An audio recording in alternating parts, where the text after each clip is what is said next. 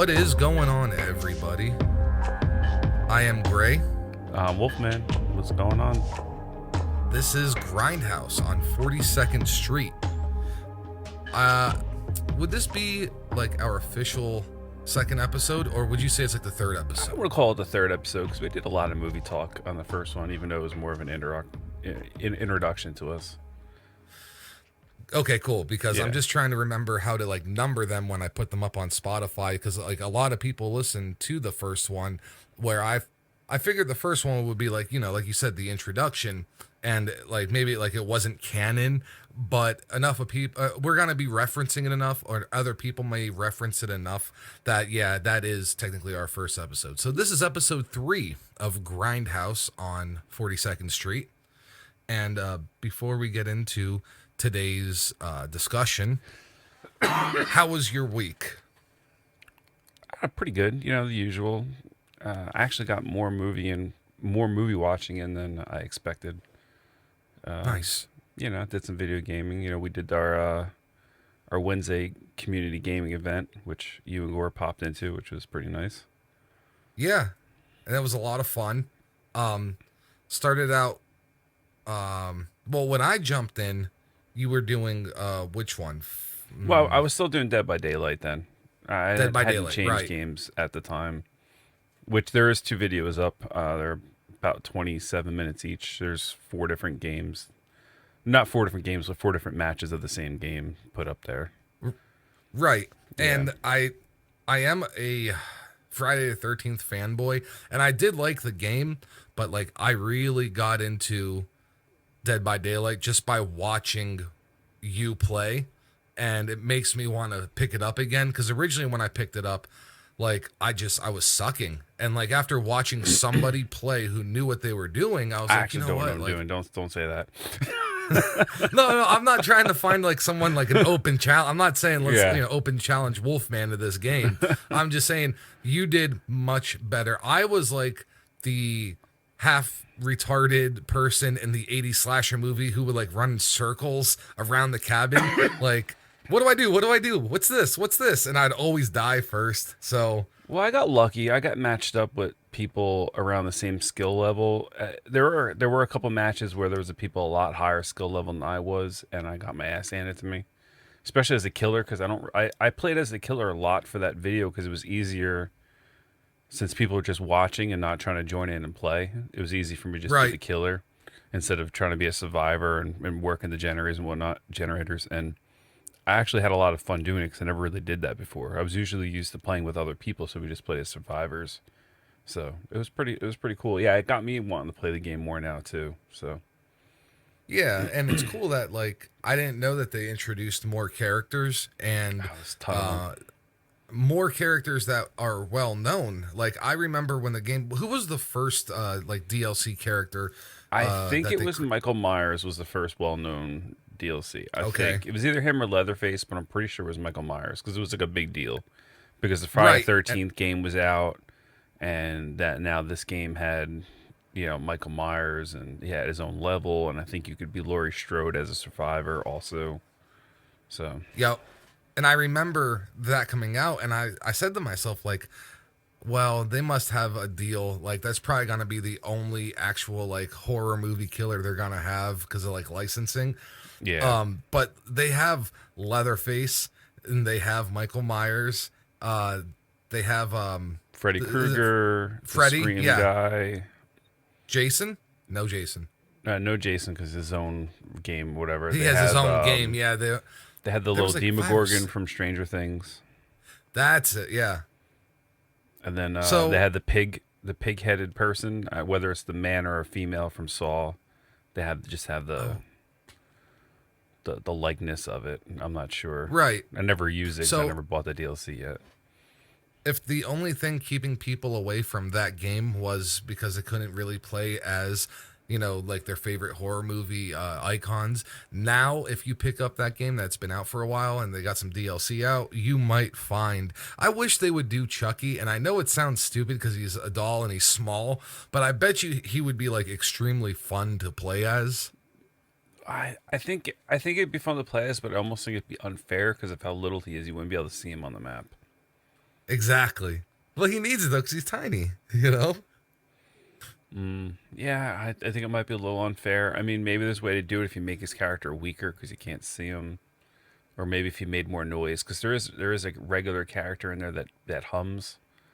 The Huntress, she's called. She has Okay. throwing axes, and when she's very fast, she runs around. She hums, so you can kind of hear her coming up. Not that she's little, Right. but maybe they'd give some sort of audio cue when And Chucky's around. But that's the one thing actually I didn't like about the Michael Myers character was I noticed every time that you went in for a pokey poke, he looked at the knife afterward. And they I'm like, all do you're that. wasting time. It's so they can get away a little bit. So it's not because the most of the characters are faster than the actual people, so they got to give it Right. a little bit of a distance for the chase. It does Yeah. I mean, suck. It does annoy me, but it is what it is. especially when like you're so close. You know what I Mhm. mean? There, look, I'm telling everyone right now, if you check them out on Twitch or you check out any of the stuff that we can put up anywhere else after, or even just the live stream, check it out when it's actually on. It's captivating. You know what? You don't have to be playing the game to be enjoying the game. So I just wanted to toss that out that, that's going to be a continuing thing. Now, this upcoming Friday is Friday the 13th. That's right. We got our Let's Play Friday 13th on with anyone that wants to play while talking about Friday 13th on Friday 13th gaming event. That should be a lot of fun. I'm excited. Now, how do you think do you think you're better at that game than you are at the other? Probably better at Friday 13th, even though it's been just as long since I played it. The game had a lot of issues for a little while. They kept Ah, See, my opinion is the game had a lot of issues when it first came out. I was actually a backer and spent way too much money on the game. I own the game on Xbox and PC, okay. and it had a lot of issues when it came out, stability wise, technical nerd terms. There was like memory leakage, so you would get dropped from games a lot. So there was a stability issue, but the gameplay itself was spot on. It was perfect. Like Jason was like overpowered or OP, however you want to say it. A lot of Yeah. people hated it, but the whole point of the game was it was supposed to be hard to get away from Jason. They made a lot of revisions over time, and they made it a joke. Like Jason can get his mask knocked off, you can actually kill Jason in the game so Right. easily and get away. Like people control Jason, like especially as a group, and it just wasn't fun anymore. Do It got to the do point where I didn't people even use remember? Jason anymore. I just played as a counselor and then actually just stopped playing for the longest time. Yeah, I mean, did people see the movies and how hard it was to escape Jason and how hard it was to kill Jason? It's the I whiny mean, culture, Everyone wants to win all the time, but it's not. You know what I mean? They don't get it. Like in that game, I want to compare it to like PUBG in a way. To anyone that plays the Players Unknown Battleground, where it's really hard to win. You know what I mean? Like, and then when you oh, win, absolutely. you feel like You've super accomplished something. accomplished. You got like an adrenaline rush, and like I mean, at least for me, I do. I don't know, some people may not, but I know a lot of people that feel that way. And that game No, when you absolutely. win, and that's how it should be in Friday the 13th. Like it shouldn't happen very often, but when you do, you should be like, holy fuck, we really got through. And then people started. They used to talk a lot in the game when it first came out. Now people don't really talk. So that makes the Yeah. game even harder because you really got to communicate. So anyone that doesn't know, there's 8 survivors. I think it's 7 technically, and then someone can come back as Tommy Jarvis if they call Yep. him in the game. So, and then one person Jason, and then the only way to get out is you got to collect the fuse and then find the fuse house, which they don't tell you where it is. So you have to find it, relay it to other survivors, and then you call the cops, and then you got to wait X amount of minutes. And it can be decreased depending on what kind of perks you run, because you can run like perks, and every counselor has their things they're better at. Or you can, if there's a boat, you can get get boat parts and repair the boat, or a car. Sometimes there's 2 cars in the map. Sometimes there's 1 car in a boat. One car only holds 2 people. The other car holds 4. So either way, not everyone can survive in a vehicle. The boat only holds 2. So you Right, but kind of there have are to call the multiple cops anyway. ways. Yeah, there's multiple ways to get out. Or you can just wait the 20 minutes. If Yeah. Jason doesn't find you in 20 minutes, the game ends. Which is, I mean, it's a long time, but it's not at the same time. If you Not when die you're right trying to away, it accomplish a kind of whole bunch. sucks. Yeah, if you die right away, it kind of sucks. So Yeah, you're yeah. waiting because that does happen sometimes. Because Jason can kind of teleport a little bit around the map, but he's got like a time ability on it. But the game is a Yeah, lot but harder see, now with some of the updates, even though they're not really supporting the game too much in terms of DLC because of the whole Friday the 13th legal issues that are going on between Sean Cunningham right. and the other guy, not Frank Miller. I think it's Miller, but I can't remember his name off the top of my head right now. He was a screenwriter or script writer for the first movie, but it sucks because we lost a mode that was going to be really awesome. It was going to be paranoia mode. So like everyone was going to spawn as a person, and then one random person was going to be the killer, but you don't know who it is, and you kind of have to figure out who it is and survive. So it was going to be like this really cool mode, and we Yeah, lost yeah. Uber Jason. So there was going to be a level on in space basically. The Jason X Uber Yeah, Jason yeah, with the nanobots or whatever. yeah. There See, was my a big teaser thing for is it, and it never came out. if people actually remembered what like Friday the 13th on NES was like back before internet, how difficult that game was. Like if you didn't have a strategy guide or you didn't know someone who knew how to beat the game, you're not going to beat that game because all the counselors, there's 6 of them, they're all different. Now you're playing an 8-bit Nintendo game. So you're Well, not going to think to yourself, "Oh, wait a minute, this counselor and this counselor run faster, but these two can take more hit." You know what I mean? yeah. I see. I don't even remember what the counselors. I actually own that game. I got a fully boxed version of that game, like full box, instruction manual, everything. I mean, I collect a lot of Friday 13th stuff. I've never beat it, even to this day. I know how to beat it now. Because of the internet though, right? Yeah, yeah, but Yeah, I I almost watched don't want to videos. beat it because it'll ruin my childhood of frustration of it. You know what I mean? It's almost like got this But nostalgia fact that like in all honesty one though, day I'll do it and it just sits there. you've watched the videos before on how it happens. Do you think right now, depending on how long it's been, could you pick up that game and you think you could beat it with a little bit of knowledge that you might Yeah, remember I from the? mean, Because yeah, I because the couldn't. big key is you have to be a female and be the only one left. Like everyone has to die. Like that was the big thing, Right. and it never told you that. You had to be the final girl, and and then Jason's not terribly hard to beat after that. No, but you got to find the his mom's head, right? You got to go through the woods. The map. Yeah, I don't remember exactly how much. I know you have to find a lighter Yeah, got and to some find the other, light. That's what I'm saying. Like, yeah. I there's mean, you got to light fireplaces and yeah, but that's. I mean, that could be easily done when you still have 6 counselors. The hardest part wasn't finding that stuff. It was not realizing that to kill Jason, you had to just be the last counselor alive, and you had to be the female.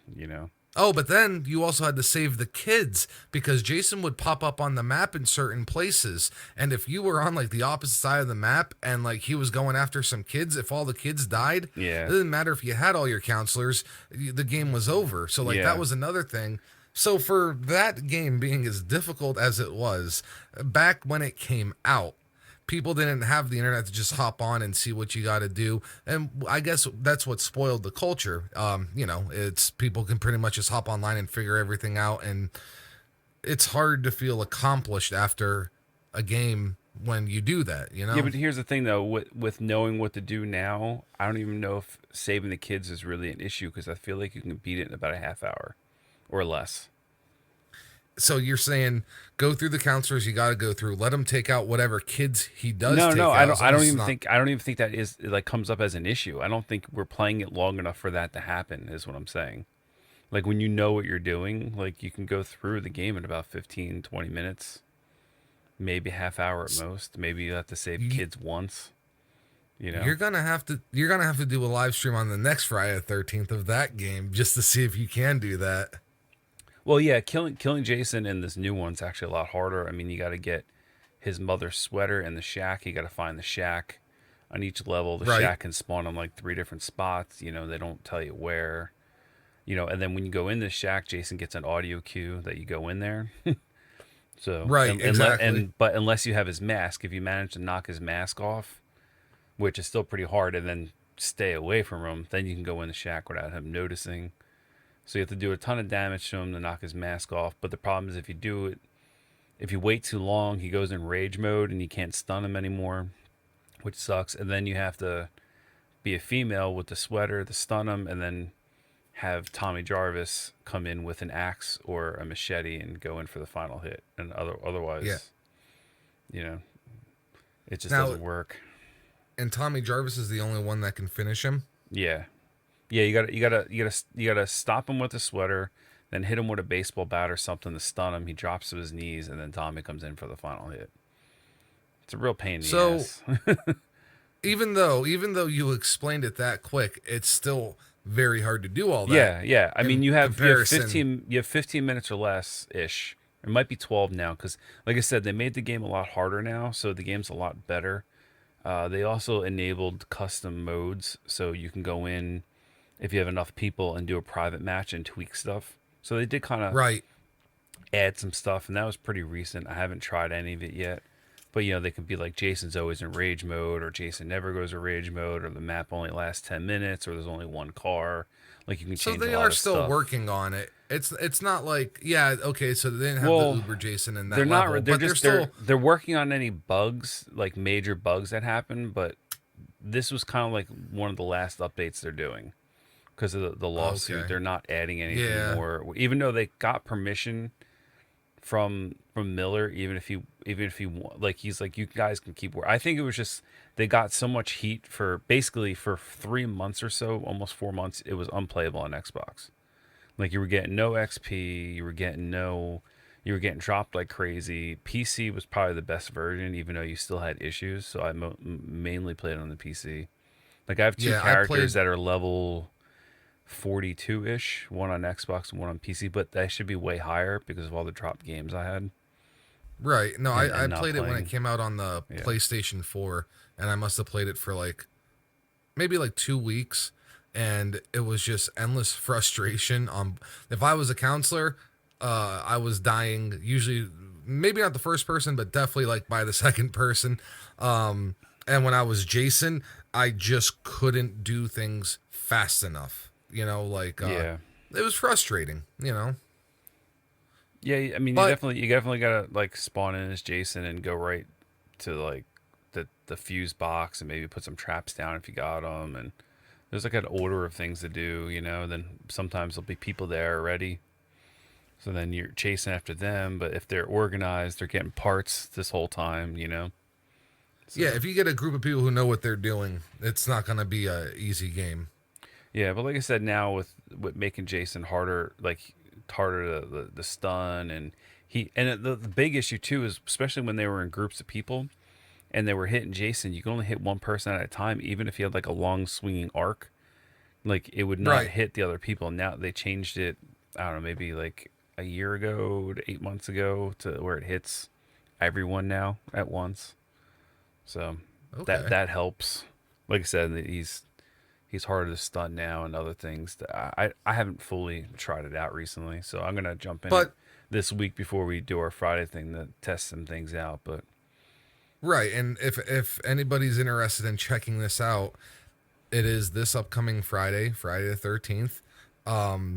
If it's something like that, you just listen to this explanation and you want to check it out, it's gonna be awesome.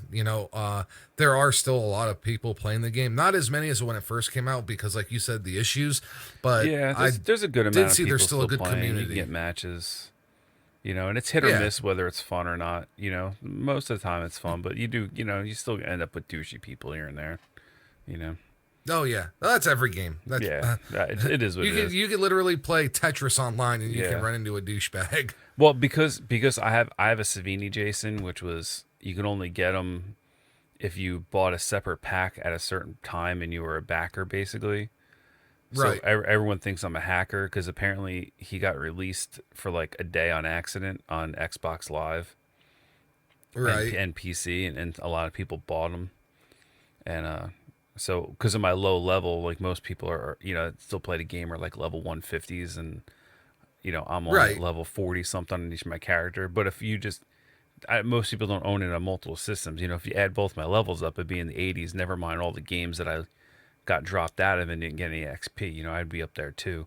But I got called a Oh hacker, yeah, and it's kind of absolutely. annoying. People quit, like they quit out, and stuff. So hopefully a bunch of people Well, come in and play with us, so we don't have to worry about that. We can do custom maps, and have some fun with that. Try that out.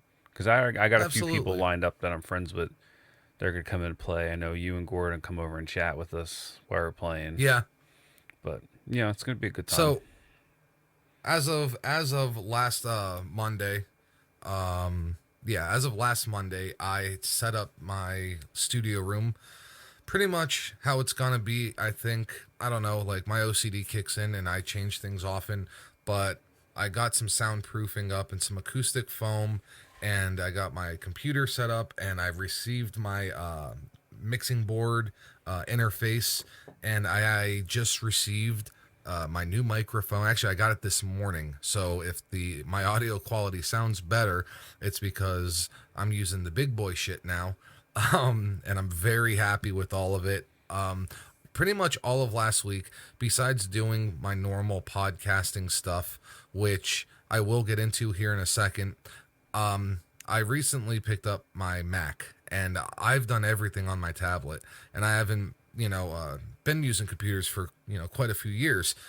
So getting into a system that I never used and computers in general over the last few years, like it was a little bit of a learning curve, but after I learned how to download some software and install it in different programs like my recording software, I'm getting more confident with my setup. So the next and final piece that I will be getting is a proper webcam. Now, the Mac does have a webcam built in, and I do have good audio quality. I just don't know how decent the video quality would be from the iMac. So I'm just going to end up getting one. And then we will have a video podcast as well as our normal podcast that'll be on, Spotify, Apple Podcast, Anchor, like all of our big streaming services. But then we'll have like the backup video, and I think that's going to be pretty cool. Yeah, it just adds another dimension to it. People can see us and get to know us a little more. We can throw stuff up on the screen. Kind of like when I did that first video. I'm working on Yeah, our second podcast where I was putting up like movie covers of the stuff we were talking about, and had some funny memes and stuff. So we can like pull it up live as we're talking and whatnot, and people can see stuff. absolutely.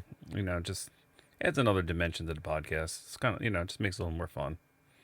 Yeah. And so Wednesday had just finished up a prior engagement that she had started, like literally when we started the podcast.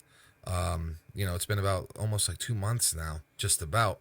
It was just kicking off, and we were just trying to figure out our schedule. And the last couple weeks were her crunch time, so we haven't been able to get together and record a new episode of the Serial Killers Academy, which is kind of what fast forwarded the GrindHaus into effect, which has been going great. We have topics that we're going to be discussing lined up, like all that's flowing. But now Wednesday's finished with her prior engagements, so coming next week, the next day that we actually get together, we may record something this week, but it'll be released the beginning of next week. We're gonna have a new episode of the Serial Killers Academy. We're gonna still have the Wine and Crime on Wednesday night live stream. We're still gonna have the live streams on Twitch with Wolfman.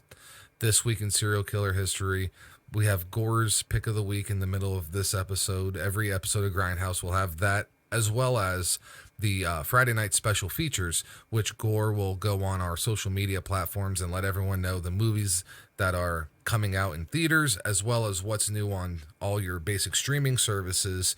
What to keep your eyes out for. And last week there was some really good picks, and actually, like, she did Children of the Corn, which I grew up with that movie. I know it's a little hacky and corny now, but I like it.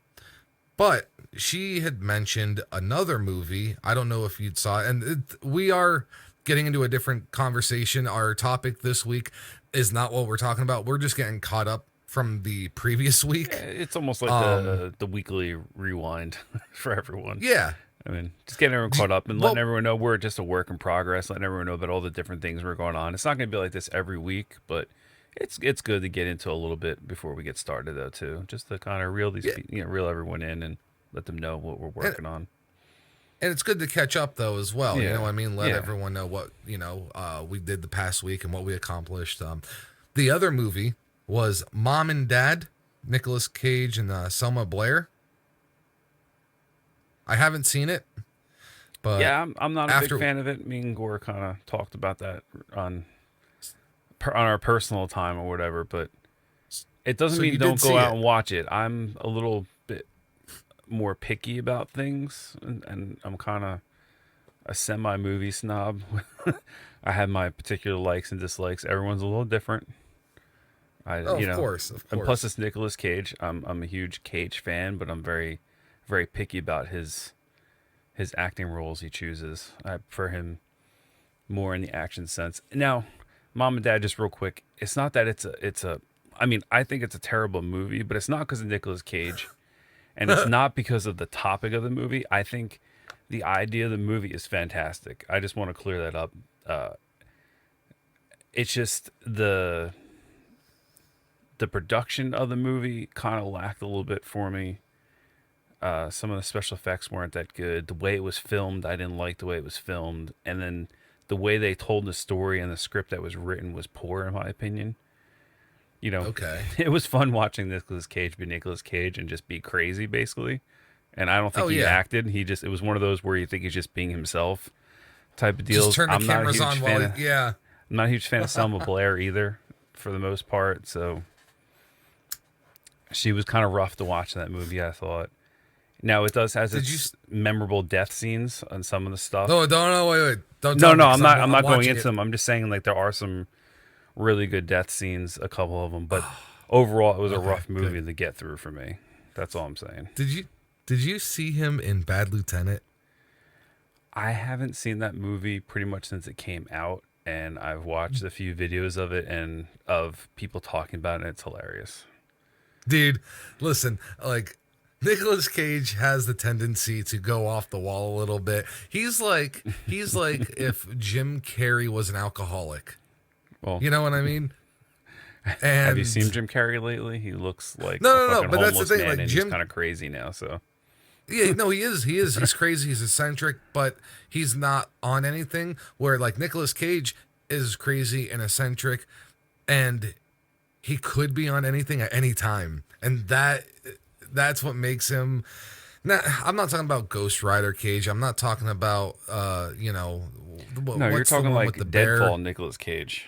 Yes, proper Nicolas Cage. Yeah, I know what you're talking about. Well, people got to realize is Nicolas Cage is in huge tax issues with the government, so he pretty much does any movie and every movie that's put in front of his face, because he blew through all the money. The $300 million or something he made originally. He blew through it. He bought some crazy 10 houses, and I think 3 of them were castles or something. Something ridiculous. He bought an Egyptian sarcophagus. Yeah. He come on. Yeah, he bought some crazy shit. So now a lot of it isn't just him. It's just he just does anything and everything to make his money and pay his taxes, so he doesn't end up like Wesley Snipes and going to jail. Basically. Yeah, and you know what? Sometimes you get something good. Yeah. Sometimes you get something great. Maybe not from a commercial standpoint, but Cage can look at a performance or look at a script and be like, "Oh, well, I'm gonna chew the scenery on this piece of shit." And those are the movies you want to catch. And Bad Lieutenant is definitely one of those movies. I recommend it. Not a horror movie, just no. But from what I remember, it was actually just a good movie though. Like, it was a real movie where some of his stuff now, it's more of like he's turned into an indie actor, and because he knows they're like half pieces of shit when he works on them, he just goes crazy and does what he wants. You know what I mean? So no, Bad Lieutenant is a good film. Absolutely 100%. And if any other actor went in there and did his role, it wouldn't be him, but it still would have been a good movie. But his acting in that movie was definitely a reason to watch. Well, it's scary because he actually can act if he wants to. That's the messed up part. He just chooses not to. No, absolutely. He's a great actor. Yeah. Put the bunny down. You know what I mean? Like no one else is gonna read that line like Nicolas Cage. But yeah, So, those were Gore's picks. I mean, well, that was a they special overall they feature. were good. I mean, she picked the original, right? Not the remake of Children of the Corn. So Oh, they were. Yeah, yeah, yeah. yeah. So I mean, No, that's definitely a classic movie. So can't go wrong yeah. with that one. When it comes to like the classics and the remakes, Gore's always 99.9% of the time she is going to recommend the original. Mostly from nostalgia, unless she really believes that the remake is good enough to stand on its own. Yeah, I mean, And you do get sometimes those it'll catch 5% heat. that are good. Yeah, yeah. I mean, I'm just gonna let everyone know when we have our Evil Dead episode, we're gonna bring Gore in studio, because there might be some bloodshed because some people don't like the remake. Hi, how you Some doing? A people think Wolfman. I don't like it. I'll be honest. some people think Army of Darkness kind of went in the wrong direction for the series. Yeah, that'd be That'd Gray. He doesn't like Army of Darkness that much, and I love it. No, listen. It's not that I don't like it. If it was a No, standalone no, Bruce I Campbell just mean movie, overall. Like overall, it wasn't the it is best my movie least you thought, and favorite. I actually partially in a way think it's the best one, even though the second one really is the best one. But with nostalgia value, you know It's a what I pretty mean? Like it. that's a pretty big sentence there, bud. Yeah, I know that's what I mean. Like the second one is probably the best one overall, but for me, the third one has a lot of just history. You know what I mean? Which makes it overtake the second one just a tiny bit. But when you're just So comparing, but it's also comparing apples and oranges in a way. it They're way is, different it is, movies. You know. but they're all in the same basket. You know Yes. what I mean? Yep. No. So when that episode comes, that's gonna be something interesting. Today's episode, well, today's episode might get us buried. Uh, I wasn't even paying attention to anything behind the scenes until Wolfman told me, privately in a conversation, what's been going on pertaining to this. Now, if you've turned on your TV in the last 2 weeks and you went through the channels, odds are you heard about a certain virus. Usually goes well with Lyme. We don't want to even say it because I guess the YouTube algorithms have been burying videos that criticize or even, speak of this in a negative Yeah. light. Just bringing it up, not even criticizing it, just bringing it up. So Yeah, yeah.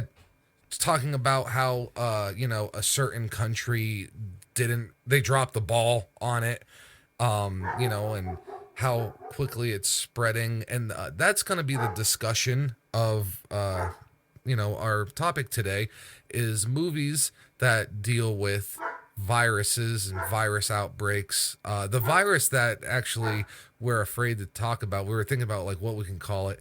And Wolfman has what he wants to call it. I just want to call it the And Kung Fu virus. I think that's subtle and funny, and that's everyone knows what we're talking about. it's fair. It's fair. I like Kung Fu.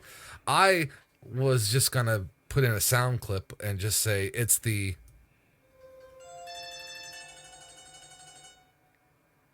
virus. But basically, we all know what it is. I'm not even going to say it once. If I do, we'll have to maybe bleep it out later. And I told Wolfman strongly, like when I started the podcast, like the number one thing I want to get through is how we actually feel about what we talk about. If it's a sponsored video and we have to do an advertisement, yeah, we might cheese it up a little bit, like, okay, in this episode brought to you by Raid Shadow Legend, you know what I mean? But when it comes to like topics that we actually feel strong about, this is how we feel. And I don't want to be censored. I don't think any of us do. But looking back at it with all the movies we're talking about, we really don't even have to mention the virus anymore after this. No. You guys know what's going on in the news, and this is why we're talking about the movies we are. Yeah, and I agree with you though. I never want to censor what we're going to talk about, but I don't mind changing a word or two if that's what it takes to be able to talk about what we want. You know what I mean? That's how I without feel. being buried. Yeah, exactly. Yeah. Because we're always going to talk about what we want to talk about.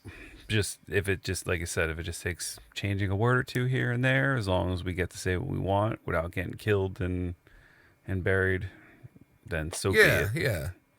We're bending, So not breaking. We're still speaking our mind. absolutely. Like, if there comes a time where a movie comes out about this whole situation and it's a regular hunk of shit, I'm going to let you know it's a hunk of shit. I don't care if a movie wins like 10 Oscars. If I don't like it, like, everyone's like, man, you're stupid. How do you not like this movie? Like, it's my opinion. It's subjective. Some people like pineapple on pizza and some people don't. I know that's a It's hot your one. I love taste. pineapple on pizza. This me and Greg are gonna fight over this one day too. And that was the final episode of the Grand. Pineapple ham and bacon, So, or pineapple ham and no, jalapeno. dude. Oh, Mm-mm-mm. bacon on pizza. Bacon on pizza is the shit. You know what? If you go on a certain YouTube channel under a guy named Rob Cologne, you'll see a video of the etiquette of ordering and eating pizza, and you'll see where the argument comes into place. But that's neither here nor there. That is another argument. What was the movie that you had brought up in reference to what has been going on in the All news? right. Like, Well, what was the?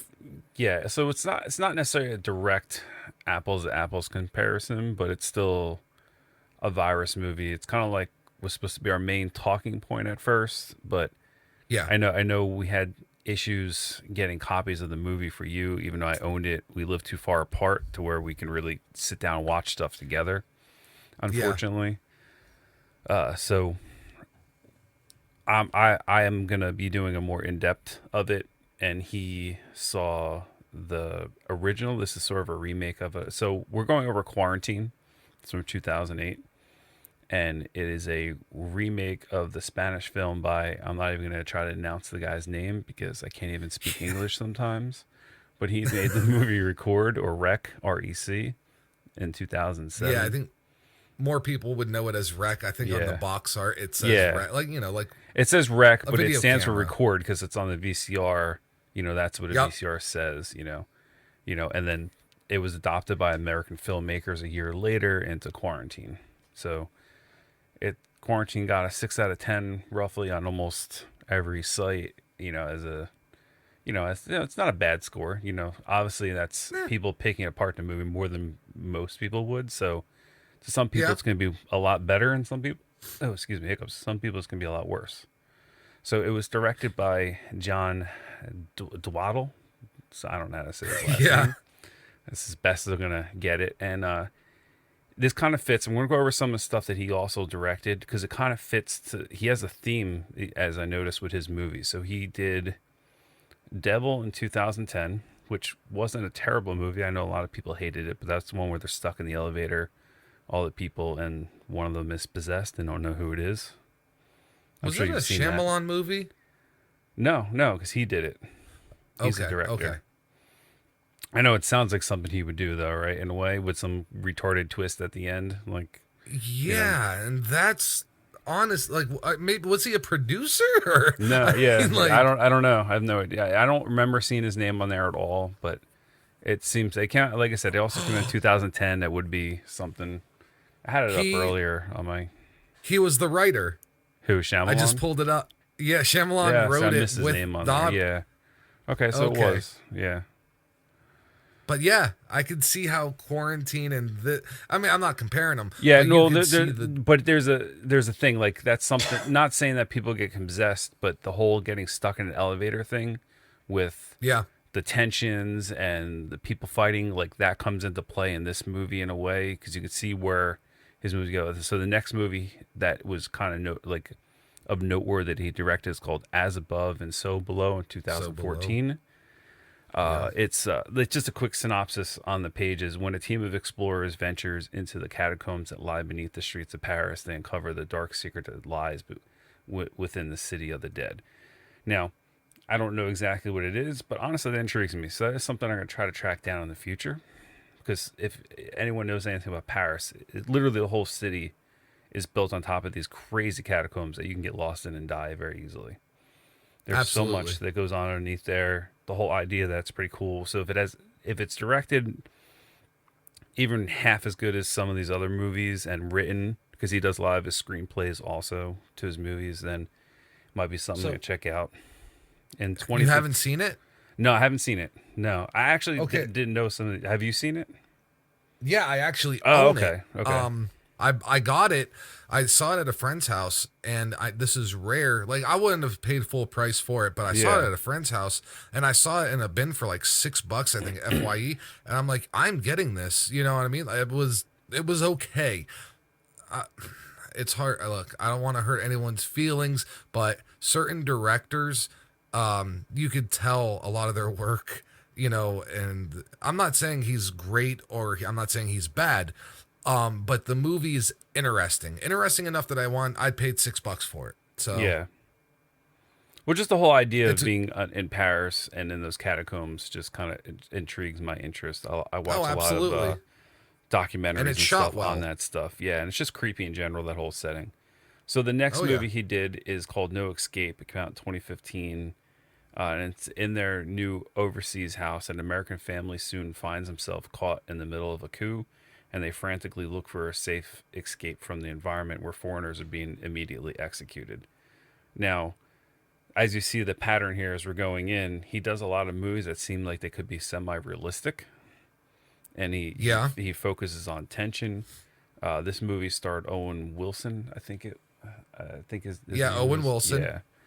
So I've actually never heard of any I of these movies. And then the next I thing on his list is he did 4 episodes of the Waco TV movie in 2018.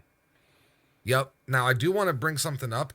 Some people aren't familiar with this. Is the Poughkeepsie tapes from 2007.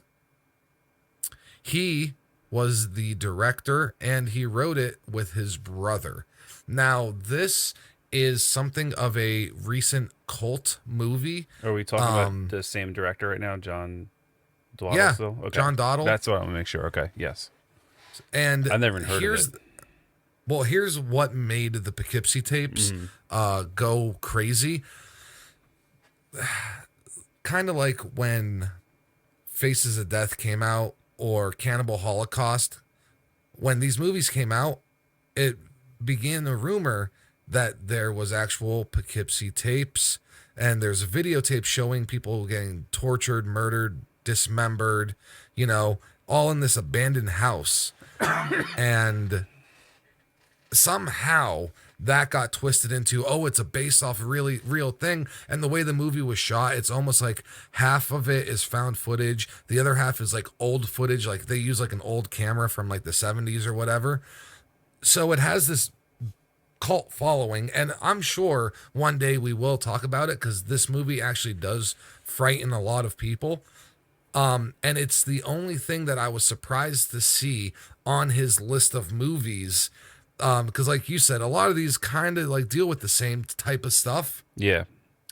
And this is a far reach from those. And I would recommend, if you've never heard of it, it's like Poughkeepsie, New York. That's where it takes place. The Poughkeepsie tapes. Go ahead and check that out. Duly noted. Yeah, I'll have to check that out. Yes, I left it off there because I had no idea about it. I was just going over like more mainstream movies people might know of, Yeah. and Well, just, he did blow up after that. yeah, and just the idea of those movies, that because I looked, he has other stuff on there, but these ones more kind of fit, the whole, The genre. yeah, of the way he films and what he went for in this movie, which we're going to get into. And then just real quick, two of the main actors in this movie. One is Jennifer Carpenter, who people know from The Exorcism of Emily Rose. Dexter, she was Dexter's sister, and apparently she did some voice work as Black Widow, Selena Kyle, which is Catwoman, and Sonya Blade in an upcoming Mortal Kombat Scorpion animation film. So I'm actually kind of excited for that Scorpion animation film, and never even knew it was a thing. But yeah, Neither did I. I'm it's completed. actually excited. Yeah. And then Jay Hernandez, he was in Crazy Beautiful with Kristen Dunst in 2001. If you were old enough to be dating people at the time you've seen that movie. If you were dating someone, unfortunately, not that it was a terrible movie, but you know how it is with the chick flicks. Yeah. I do have my limitations. I never watched The Notebook. God damn it! And I set my foot down on the ground. But I don't blame you. he was in Joyride in 2001. He was in Ladder 49 in 2004, which was a huge movie with Joaquin Phoenix, John Travolta, and Robert Patrick, who people know as the Terminator or T-1000. Yep. He was in Friday Night Lights in 2004, Hostel 2 in 2007. He was in the Bad Mom movies. He was Diablo in Suicide Squad in 2016, and he is now Magnum PI on the TV remake of Magnum PI. So people old enough know what that is. He's a crime He ain't no Tom investigator. Selleck. Yep, Tom Selleck, exactly. No, I said he ain't no Tom Selleck. No. I'm saying Tom Selleck was Magnum PI exactly. You know, Oh, not, yeah. not him. But I've never watched it. But you can't replace Tom Selleck. I'm sorry. No, no Just way. one of those No things. fucking way. Yeah. 2 thumbs down. 2 thumbs down just for hearing it. Yeah, and it's just funny because like we were talking, my stepfather looks like Tom Selleck. Yeah. So, and then he also Like, kind you of said, looks like like a Jake mix the Snake between- Roberts. They'll have You said- there's a look from that era. Yeah, you said it was like a mix between Don Fry, which is a famous, Yeah. he's a MMA fighter, as well as Dan Severn, who like they're probably brothers and they just don't Like, tell oh. anybody. All 4 of them could have been 4 men and a baby. I mean, let's be honest here. Even though it was 3 men and a baby, but seriously, I mean, Don Fry, Dan Severn, Tom Selleck, and Jake the Snake Roberts, they all look exactly alike. They have just similar facial features and that mustache. Like, it's just Imagine what the casting room looked like when they were casting that movie. So it's like a bunch of like 70s porno stashes in the waiting.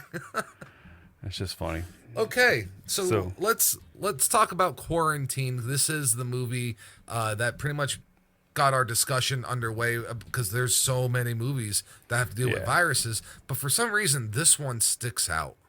It just stuck out because it was one of the better made ones, and it was more on the horror survival genre side, where most of these virus movies are just straight up virus dramas, And I thought it'd be a Or little more like fun. suspense action. Yeah. So I thought this one kind of stood out a little more for our audience, and I actually owned it too, and thought it was a better movie than it got credit for. I think it's a little bit underrated, personally. So, just real quick, I hate found footage movies normally, but this is a found footage movie, sort of in a way. It's basically a film crew, which consists of Jennifer Gardner and her cameraman. The movie starts out as they're at a fire station. They're chatting with all the crew. Or they're going it's just supposed to be very lighthearted. It kind of sets into a lull sense of false security of how the movie's going to go a little bit. And it probably I want to say about 15, 20 minutes. Jay Hernandez is one of the main firemen there. So they're starting to build a chemistry because they're gonna it's like something's gonna happen later where they're building the character, and it's done pretty good. Everything's kind of joking and having fun, and so now they get a call while they're there. So the camera crew hitches a ride. They don't necessarily 100% tell you that whether it's a fire. They just say they got a call, an emergency. Sometimes that's what happens with fire trucks. They just show up. So they pull up. Yeah. They see the guy outside the building kind of waving them down frantically. And I actually got a chuckle when I saw this guy because I recognized him right off the bat when you see this guy. So they meet the guy, and it's the Eurotrip guy that he's like, "Where's the beef?" He's like, "Miami Vice, #1 TV show," Yeah. I just gotta laugh because I just think of those like little goofy quotes when you see him when they're in Bratislava in Eurotrip, and then he was also Boris the Blade in Snatch in 2000. I wish it was that Eurotrip character in this movie. Like, Yeah. the truck's pulling up. He's like, "Where's the beef?" It's like, "Sir, this is an emergency. What do you do?" Yeah, would have made Now, the movie better. I will say, when they had this call, the film crew, the news team, went with them. In real life, I don't know how often. Yeah, there's live PD and cops, but like that's all like, look, That's like their intent. We're going out and we're going to do real calls.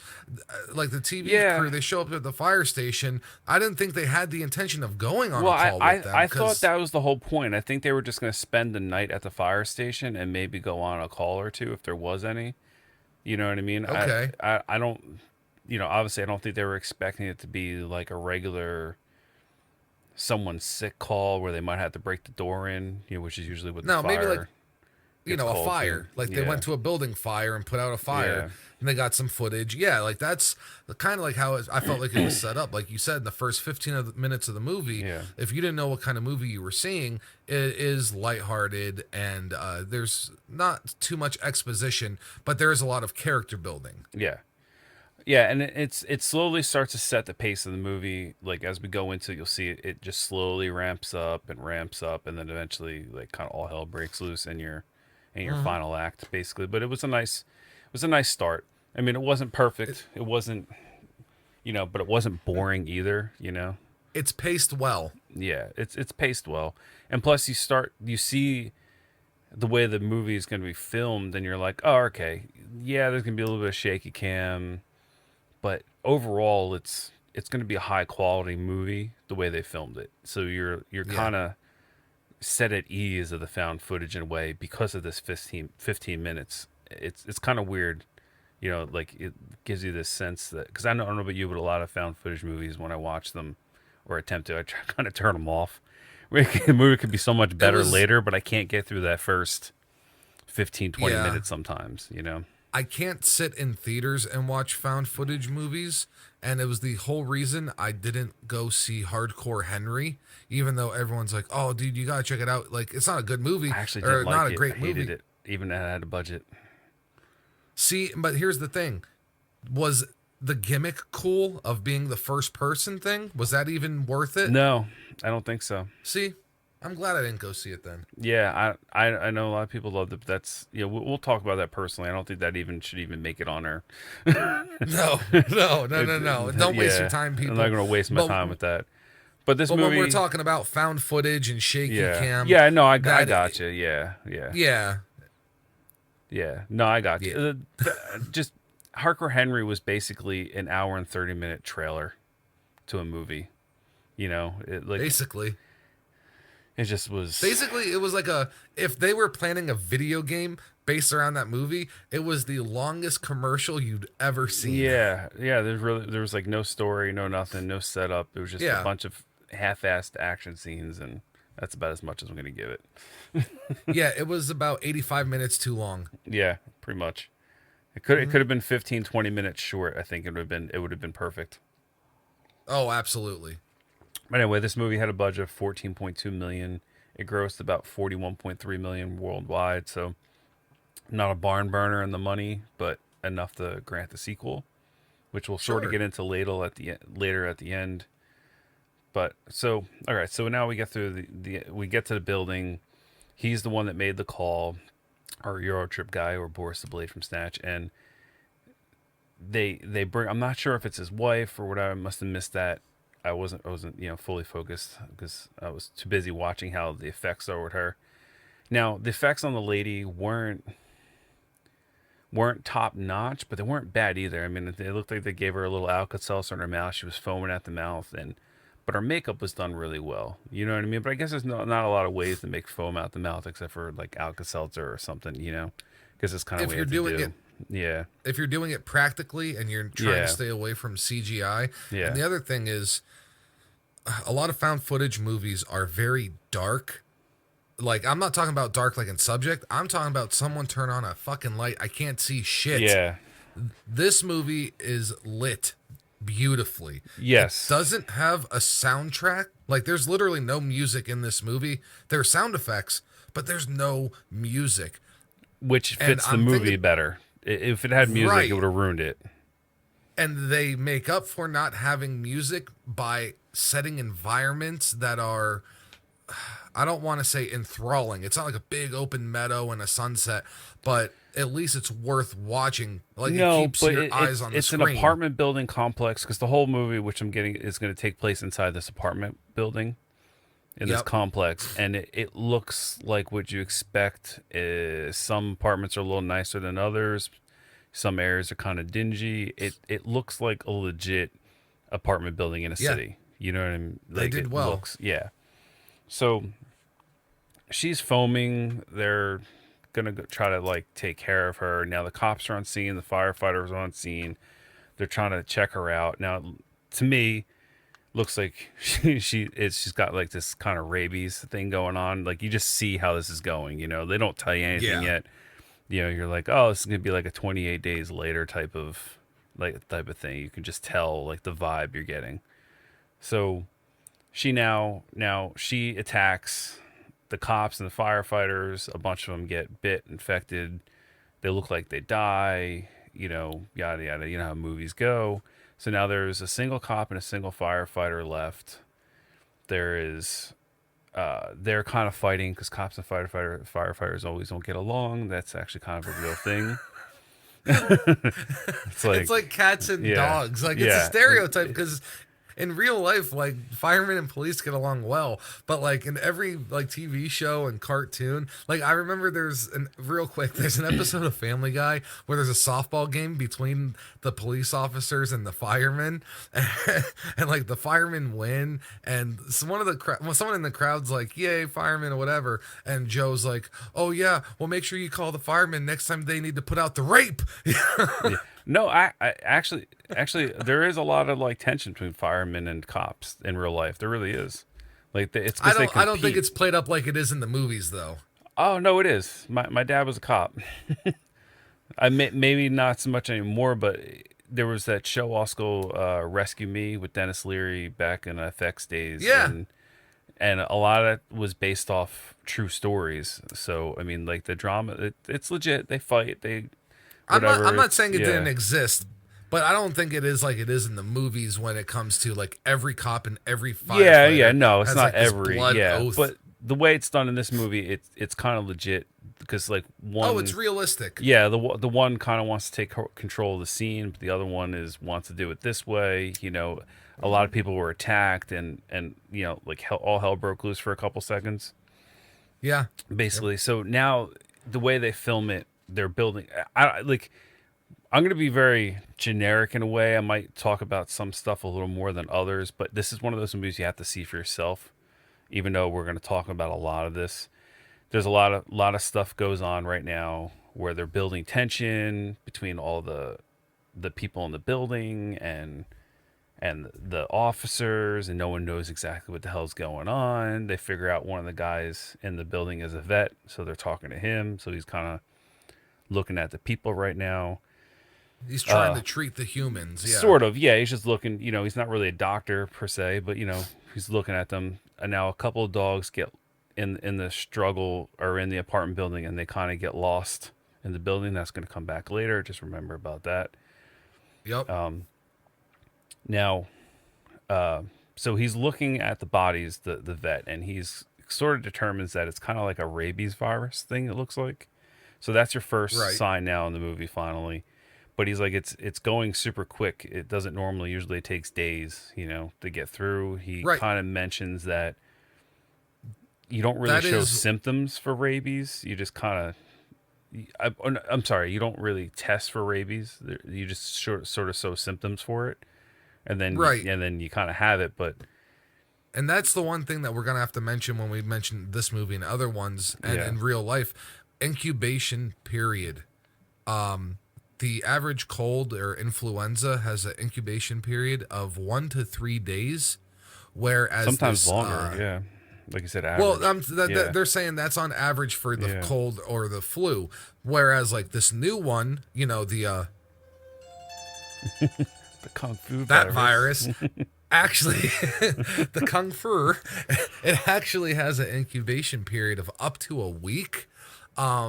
And it's different for like, you know, H1N1, bird flu and pig flu and giraffe flu. Like they all have their own set you know, incubation period, where a lot of these movies ramp it up very quick, and that just shows, you know, like the sense of urgency, like, okay, if you get this, it's gonna be quick, you know what I mean? And I think Yeah. it makes for better watching. Yep. No, I agree. Yeah, I mean, you can't have uh, a movie that takes place pretty much in, I would probably say, like a 12-hour or less time span. Yeah. Take, Yep. and go for days. It just doesn't fit that way. It might even be like, it might have been more of like 8 hours or 6 hours, like depending Yeah, like a whatnot. overnight. Yeah, yeah. It's not even overnight with this one. That's what I mean. This one was like maybe about 6 hours in real time, even though it was like a an hour and a half movie. Anyway, Right. so now we're learning kind of about the virus indirectly. You find out the CDC was called and they're going to quarantine the building. The National Guard is not letting one out. They're warned that if they try to escape, they're going to be shot on sight, which is pretty legit. That's kind of what's going to Yeah. happen in real life, unfortunately. They take these things pretty seriously. So if you're ever in that Absolutely. Well, situation, I would, when it comes to a yeah, world spreading virus or a very dangerous virus, they are not thinking about one or five or 10 or 50 or 100 people. They're yeah, thinking about the Earth's population. pretty And much. like today, Italy had taken precautions that they're banning all public loud gathering events, and there's a travel ban in Italy. It's actually the first country that has actually put up a travel ban. Yeah, you can't go in or Um, out of the country, can you? Right? nope, Yeah, it's like a you full cannot on go travel ban. in. It's not just like a can't go in or can't go out only. Like it's literally both ways in and out, like done. Like, And it's not like you can go to certain areas, like, oh, well, you can't go to China, but you can go to yeah. America. It's you can't go Yeah. anywhere. And that's actually probably one of the more scary things in real life that's happening right now, that a country's able to tell its own citizens, you're not leaving. You know what I mean?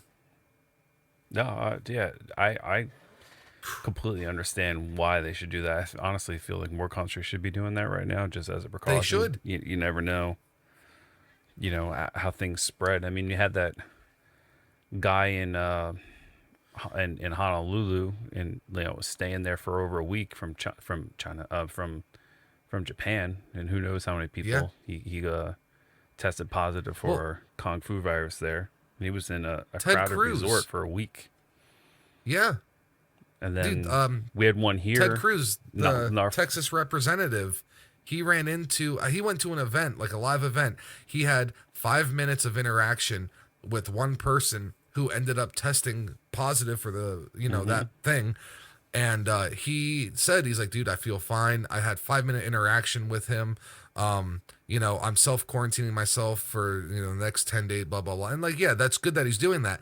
But that event was attended by a lot of people, so now everyone who went to that event has to go get tested. Now in the state of Pennsylvania, as of right now, we are only set up to test 25 to 30 cases a day, where when we get our shipment of these trucks that come in with these tests, we'll be able to do about 150 a day, Well, they had a probably by huge like scare in Wednesday. Doylestown. Did you hear about that?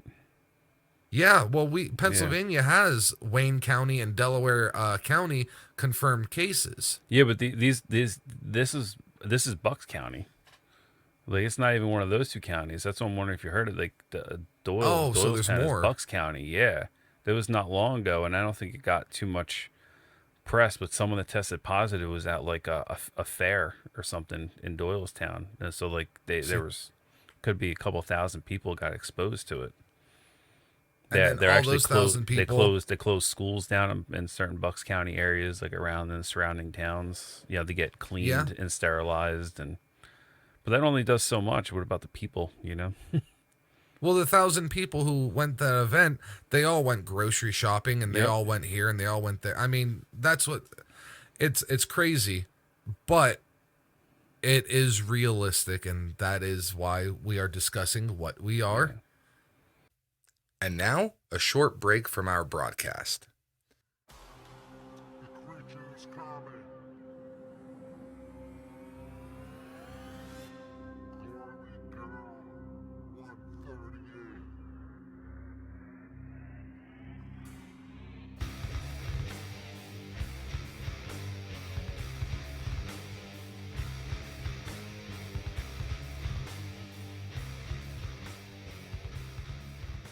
Good evening, freaks and creeps. Thanks for tuning in to the Serial Killers Academy and GrindHaus on 42nd Street. This is Gorly Girl, and I'm here with Gore's Pick of the Week. With the pandemonium of the virus being on all the social platforms and the news, we're told to get the necessities from the stores. Wash your hands 203 times a day, hoard hand sanitizer, and elbow bump instead of handshake. Oh, and be prepared to lock ourselves away from the public. While stocking up my toilet paper and water jugs, doomsday prepping, there's only one thing that comes to mind: the zombie apocalypse. The time has come, and what better way to help remind us of bunkering down than with the survival rules brought to us by Zombie Slayer, Columbus of Zombieland, and Zombieland Double Tap. These fun films bring all the stereotypical zombies to the streets, malls, amusement parks, and museum hotels. Rule number 1, cardio, run, and when you think you've killed one, rule number 2 comes in with a double tap to the head. Don't be fooled by the comical side of this horror film, because there is plenty of blood and guts, and the kill count is, well, uncountable. Zombies lurk around every bend, allowing for a few good jump scares, not to mention an awesome cast that keeps you engaged through each scene with laughs and sarcasm. And in the end of the day, you'll be referencing the movie anytime zombie gets mentioned. Okay, so maybe I used the virus as a catchy way to engage your attention. However, if we lived by some of these rules of survival now and make ourselves aware of these tips, then we will be helping with prevention of an outbreak, or maybe more severe, a zombie apocalypse. During these times of hardships and fear, let's remember rules number 24 and number 26. Keep calm and hand sanitizer. In conclusion, the Zombieland movies give some comical relief to apocalyptic times when fear and survival seem to be the only emotions of existence. I hope you've enjoyed Gore's Pick of the Week. Stay tuned to the Serial Killers Academy and GrindHaus on 42nd Street for more of the gore.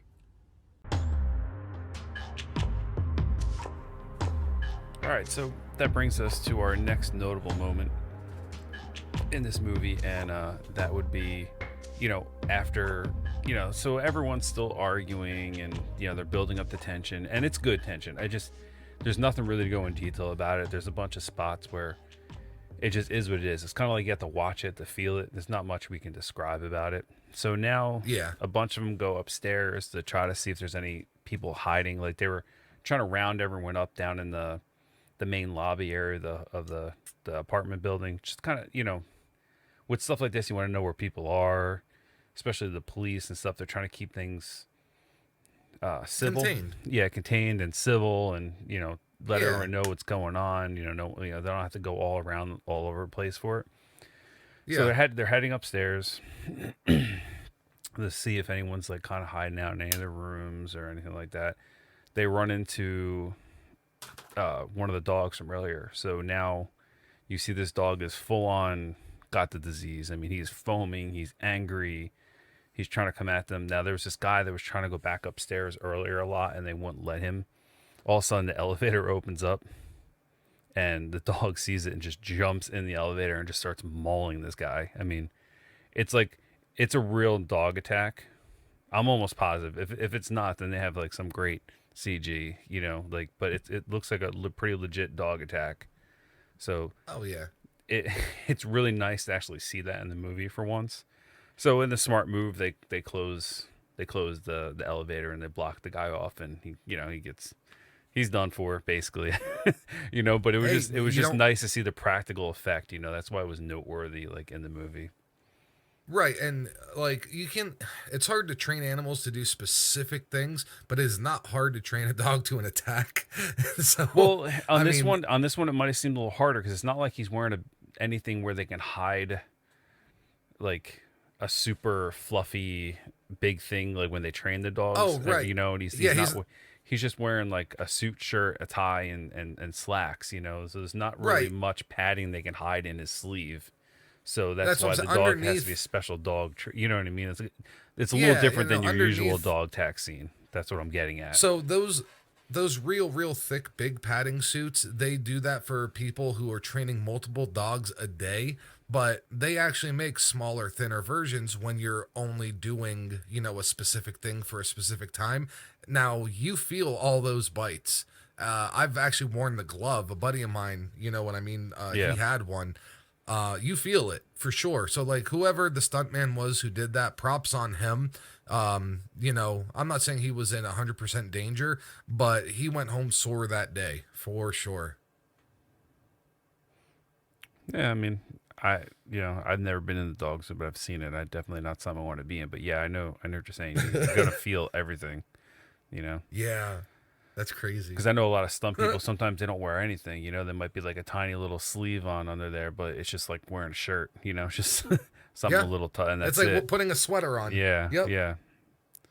So I Fuck mean, that's that. why I really enjoy. I enjoyed that scene for the fact of that they did that and put that in there like that. So now, leading from that though, they also run into a room after that, and I want to say it was probably that guy's room. That's why he was trying to go up there. It seems like he was hiding someone, and they go in there and they find another infected person, and this lady, her makeup is really well done. I mean, she looks terrible in all the best ways. I mean, the foam, Yeah. the eyes, she's just the way she's dressed, her skin tone, it's really well done. It looks awesome, and her acting coming towards the camera was really creepy. It was just overall the scene was well done, and he attacks the camera guy and he gets her down the ground, and then he starts smashing her face and her head with the camera. And it's just one of those scenes where you really just gotta watch, and it's a little sort of unrealistic because we all know the camera would have broke, but it's kind of funny all at the same time. I mean, I kind of chuckled, but it was just a really cool scene, and it was definitely noteworthy. And be on the lookout for this scene when you're watching the movie. Oh yeah, no, you'll know exactly which scene it is. Absolutely. So, so now, after this happens, they go back downstairs, and more stuff is just the little things, and the tension still being ramped up, and the movie's now even getting more into a flow. Things are kind of starting to pick up a little bit more now, and you start to see the way he directed and did some of the stuff is making more sense. It's all kind of coming together. It's a very more completed movie. Now the CDC actually comes into the building now, and Yep. they're gonna start. They say they're gonna start testing and taking blood, and the only problem with that is the vet is like, again, he's like, you can't test for blood. He's like, you need to take brain samples to find out if someone has it, besides obvious signs or whatever. So they kind of block everyone out. They want to do their testing on some of the dead bodies, but the film crew and her kind of sneak into this little spot, and they get a little view, and they start filming. You see the CDC drilling into one of the firemen's heads, and they're like, oh shit, they're drilling. They really must be testing for rabies or whatever, or a rabies like virus. Right. And no surprise, the guy comes to life on the table, attacks the two CDC guys, and you get a taste of how all hell is going to break loose in the movie. Now it doesn't quite happen, but it's a nice little release. It's an on. It's a appetizer to Yeah. the upcoming entree. Yeah. And if people know anything about rabies, like I actually had an instance a few months ago where I got a stray cat and it was actually injured pretty bad. I took care of it for a few days, but when we went to the vet, rabies can only be fully tested when the animal has passed away. There's like literally no tests they can do to tell you whether or not an animal has rabies until it's too late. In which case, they test it after it dies. And that is one of the comparisons that I remember the most about this movie is, I'm not saying it's a red herring, but all signs point to rabies. Yeah, but I mean, even if say you get bit by an animal, it is transferable to humans, and there's no Yeah. testing for it. They think that you got rabies, you just get treated for it. There's no testing. Absolutely. And they have to Yep. treat you within so many days, otherwise you can't reverse it, and you basically go crazy and die. I mean, your brain swells and bleeds, and you go crazy and you foam and do all the That's do why all the things, and you die. It used to be if something you like ever get 21 bit, shots or something to the stomach previously, but now I think it's something over between 3 and 7. They kind of lowered it down. I think I think it's about 7. I know someone Yeah. recently who got bit by a stray cat, and I think it was like 7 or Yeah. 8. And And that's they're the not thing. nice If you ones get bit, either. no, they suck. Yeah. If you get bit by an animal, regardless if it's someone's pet or it's a wild animal, whatever the case is, you go get your rabies shot. You should be up to date on that anyway, but always go and do that because you don't know how people take care of their Yeah. animals, how often they get their shots. Just play it safe. and get it out of the way. Yeah. So now, as I was saying, the movie had a nice flow up to this point, building the tension. You really felt the desperation of the people when they were arguing, and just the looks of them. The people are starting to degrade. You can see it in the makeup quality of the shots. The lighting starts to go a little bit. The lights will flicker here and there, and then I think in some of the scenes, like some of the lights are just not working anymore. It really just sets the atmosphere of the scene. So like now you got that little teaser of an attack. They kind of quarantine some things off, and you now learn about there's supposedly a man in the attic that hasn't come down yet, which will play into a little later. The mother is covered in blood, and her little girl is who you thought was infected earlier in the movie is now fully infected, and they try to set her up in kind of this little quarantine area where they set the other people up. And the one CDC guy you can tell he's bit, but he's not out of it yet. So he's thinking he hasn't turned. Yeah, he hasn't turned. So he's like, oh, I wish, you would have told me about these other people upstairs. We need them all together. But the little girl runs upstairs. She's infected. She took off like a bat out of hell. So now the cop, the fireman, and your camera crew all go upstairs to go try to, find the girl and wrangle these other people and bring them down, right? So they I'm sorry, I thought you were like the cop, the fireman, the construction worker, and the Indian. Yeah, the YMC crew from the Blue Oyster Bar from Police Academy are going up the stairs right now. They were doing a choreographed dance up the stairs, Yeah. But they were spelling out the CDC. Make sure you get your shots at the CDC. Yeah, pretty much. So that happened. That doesn't happen. That doesn't. Don't watch this movie like, where are the fucking village people? I was promised. So now they go upstairs. They find the little girl like hiding in like a closet or whatever, and she's got that full-on zombie rabies look going on for her.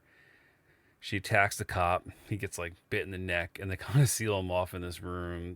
People are dwindling down.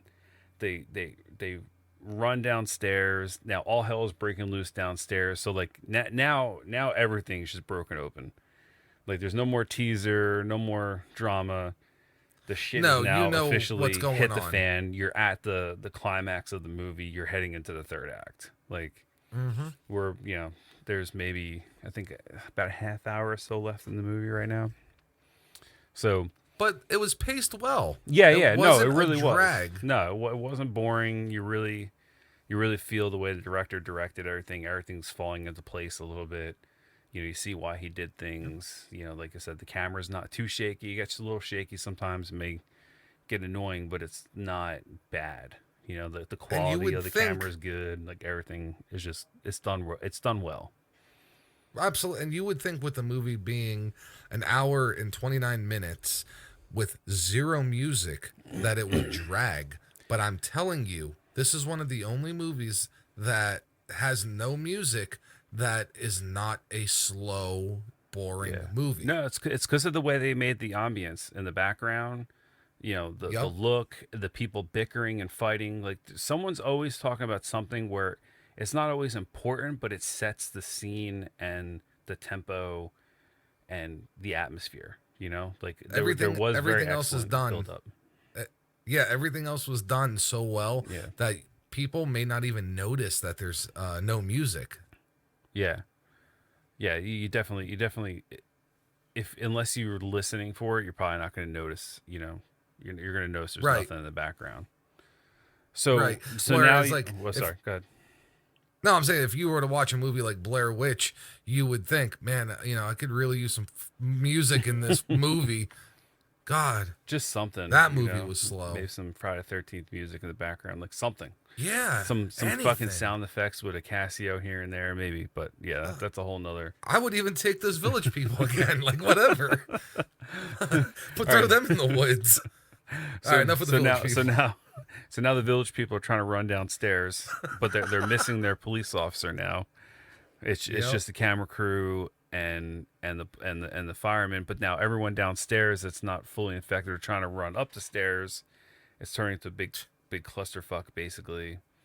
The mother previously was handcuffed to the stairwell because she was trying to go after the girl and she was acting frantic and she might have been bit. You can't tell 'cause she's covered in blood.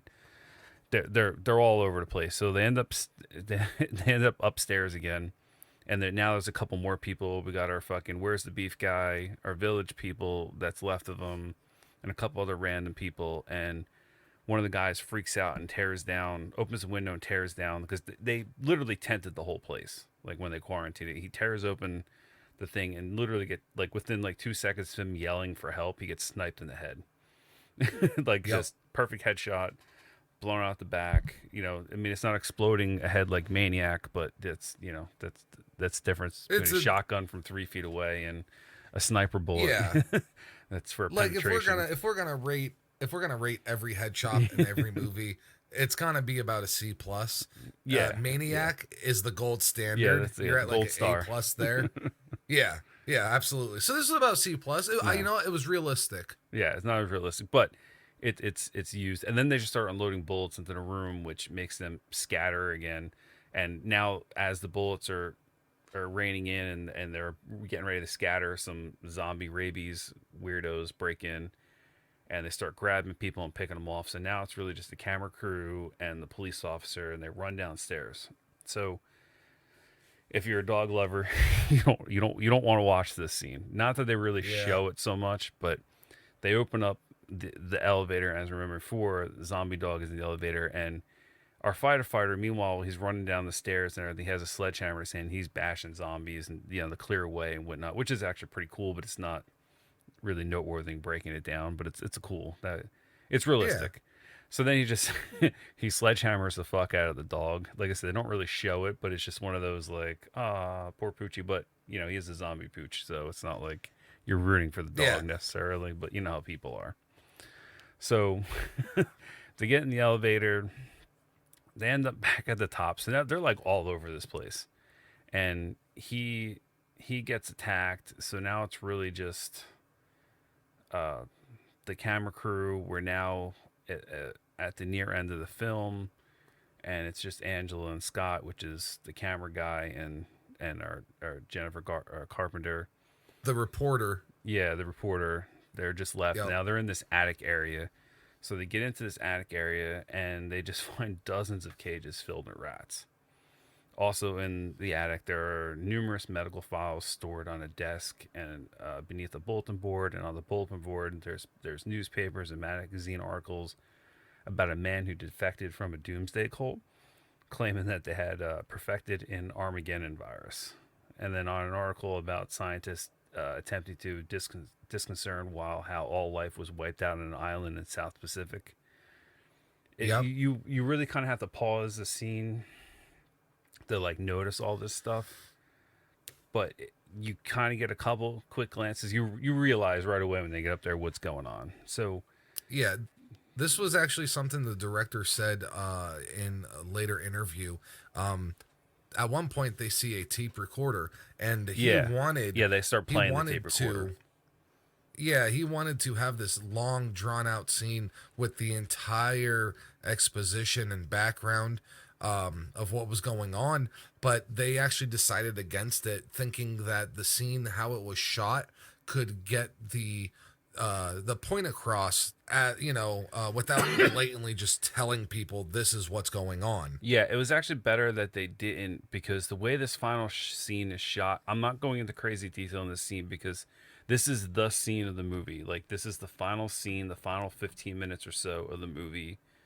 This is where the movie spoiler ends. Alert. Yeah, and there's going to be minor spoiler alerts, so if you don't want to know, fast forward. Keep skipping through here, but we're not going full spoiler alert on this one. But so you see the attic, like I said, there's all these rat cages and all this stuff, and they really slow the tempo of the movie back down. Like I said, I'm glad they didn't put that part in because it would have taken away from this whole end scene. Would have been too much. So they're fumbling around. We're now in full night vision on the camera, by the way. I forgot to mention that there's some scenes where they lose the power in the building and they go in night vision, but it's still clear. It's not like shitty night vision. It's not like you hate the movie. It still looks good. It's but it if sets it was the realistic scene. night vision, you would be looking at One Night in Paris. This is Hollywood night vision. Well, I think this night is vision's better these days, but I get what you're saying about the time era. Yeah. yeah, no, this is doable for Yeah. sure, especially Yeah. for a higher budget film. It's still shot well. Well, just where remember if though they used real night. that video was filmed with like probably a shit regular camcorder. You know, a legit night vision camera would have Oh, probably made it yeah, look like no, this. no. You know, Right, but right, or it even could have been an I know what After you're getting at. Effect. Most people have seen that video, and we're doing a comparison like to what it looks Yeah, like. and we'll do an episode fully going in. No, I'm kidding. Now, see in the background, the village people were in the night apparently See, if cheering you see him on and each- singing. But so anyway, they're holding up her ankles. You know. so now this is like the director's like crown jewel of the movie. He really did a hell of a job directing this final scene, the way he set it up. They're in pitch black, and it almost looks like it was actually filmed in pitch black because her acting and the camera guy, they really did look like they were struggling for real to get around this attic area with the lights out, because they had light at first. This little hatch opened up and something swiped the light off the camera. They don't really show you what, but now you're starting to think like, all right, something's going on up here. Something's not right. You see, you know, they did play the tape recorder. We forgot to mention that they actually did Yep. play it, but it was like this weird fucking chanting on whatever. They kind of just made it like culty. So now you're on top of everything else. You're like, what the fuck is going on here? Like, what is happening? You have these dead animals, all these articles and stuff. So finally, the camera guy gets attacked. Yada yada yada. It's just her now. The camera's like on the floor, and you see this like little creepy thin guy, and he actually, this is the favorite part of the movie because I hate her. Is the movie just ends with her getting dragged off into the back room, and then just like cut off, and like that's it. So, Yeah, like I run said, credits. I'm being really quick about this whole scene. The only thing I can say is it's shot phenomenal. I really want you guys to go out and watch it and see this scene. If you hate the rest of the movie, just fast forward to the end. It's a perfectly done scene. Like I said, I think this is the crown jewel of the movie. It's really well done. It was revealed in a I in the wouldn't even sequel. say. What? All right, go ahead. No, I'll let you say it again. No, I wouldn't even say fast forward. If you don't like the movie, don't fast forward the entire thing. I would say fast forward to like 20 minutes left, because Yeah, that's what I mean. If you're not liking the movie, like, you know, stop it maybe a half hour. Stop it right when they're doing the drilling of the heads, probably. Yeah. Don't take go in a just couple to the minutes of last movie scene. before you get into the last part. Yeah, don't just walk into like that Yeah. last scene expecting, you know what I mean? Because like there is proper build to Yes. it, like the suspense, you know what I mean? Yeah, watch it's about the last half hour or so, whatever. So Yeah. we're not going into the sequel. I've technically never seen it, but this is just a breakdown of the end, because they don't really, like, you just kind of have to piece things together or whatever. But apparently it was revealed in the sequel that the inhabitant was a man named Henry, who was part of an apocalyptic cult that broke into a biochemical weapons lab in order to steal a plague-like virus. They could wipe out a large part of the human population. He had infected rats, one of which escaped. The rat actually he kept the thin man up in there in the attic, probably as a test subject. That's what he was. So he was probably this rabid, skinny, vampire-like creature, like in what's that, the cave movie? I had this in my head and now I can't remember. The Descent. Descent, yes, something similar to that, or I Am Legend with Will Smith. You know, like something like those things. That's what he's very similar to those. Yeah, I would say the Descent, like a mix between Yeah. like Bernie Sanders and one of those cave monsters. You know, Yeah, pretty I much. guess it'd be the Crypt Keeper, honestly. No, Crypt Keeper's too cool and nice. He's but anyway, But so that's the vibe. yeah, that's the vibe you get. So now you realize there's a missing rat. They showed a squished rat like in the movie at one point in time, but they didn't really go into anything with it. You just kind of So the rat could have bit the small child or Max the dog, and then the dog could have infected the small child, who was Brianna, or Miss Espinoza, the old lady, and that's how the outbreak started. So they don't really tell you in this movie, but that's kind of sums it up in the sequel, because he had apparently written a little bit, this director, because it was apparently him and his brother. That makes more sense. He said him and his brother did the other movie. It's him and his brother did this one too, but he was a director and his brother helped him write it. And this the sequel is called Quarantine 2 Terminal. And they think maybe it's a play on words because it's like a terminal sickness, but it legitimately takes place on a plane. Which, in natural progression, the third Quarantine movie would take place in outer space, and then the fourth would be Back to the Hood. Yeah. I mean, or the they can go to a summer camp and then the Hood first, and then the Hood after. Yeah, but one of they the inner city kids first. One of the inner city kids at the day camp brought it back to the Hood. See, that's what I'm saying. There should have been a prequel that took place at a summer camp where, they met the village people. No, because it's in space, and then like part of a satellite or the spaceship crashes right outside the summer camp, infects the water, just like cabin fever. So then the water gets everyone infected.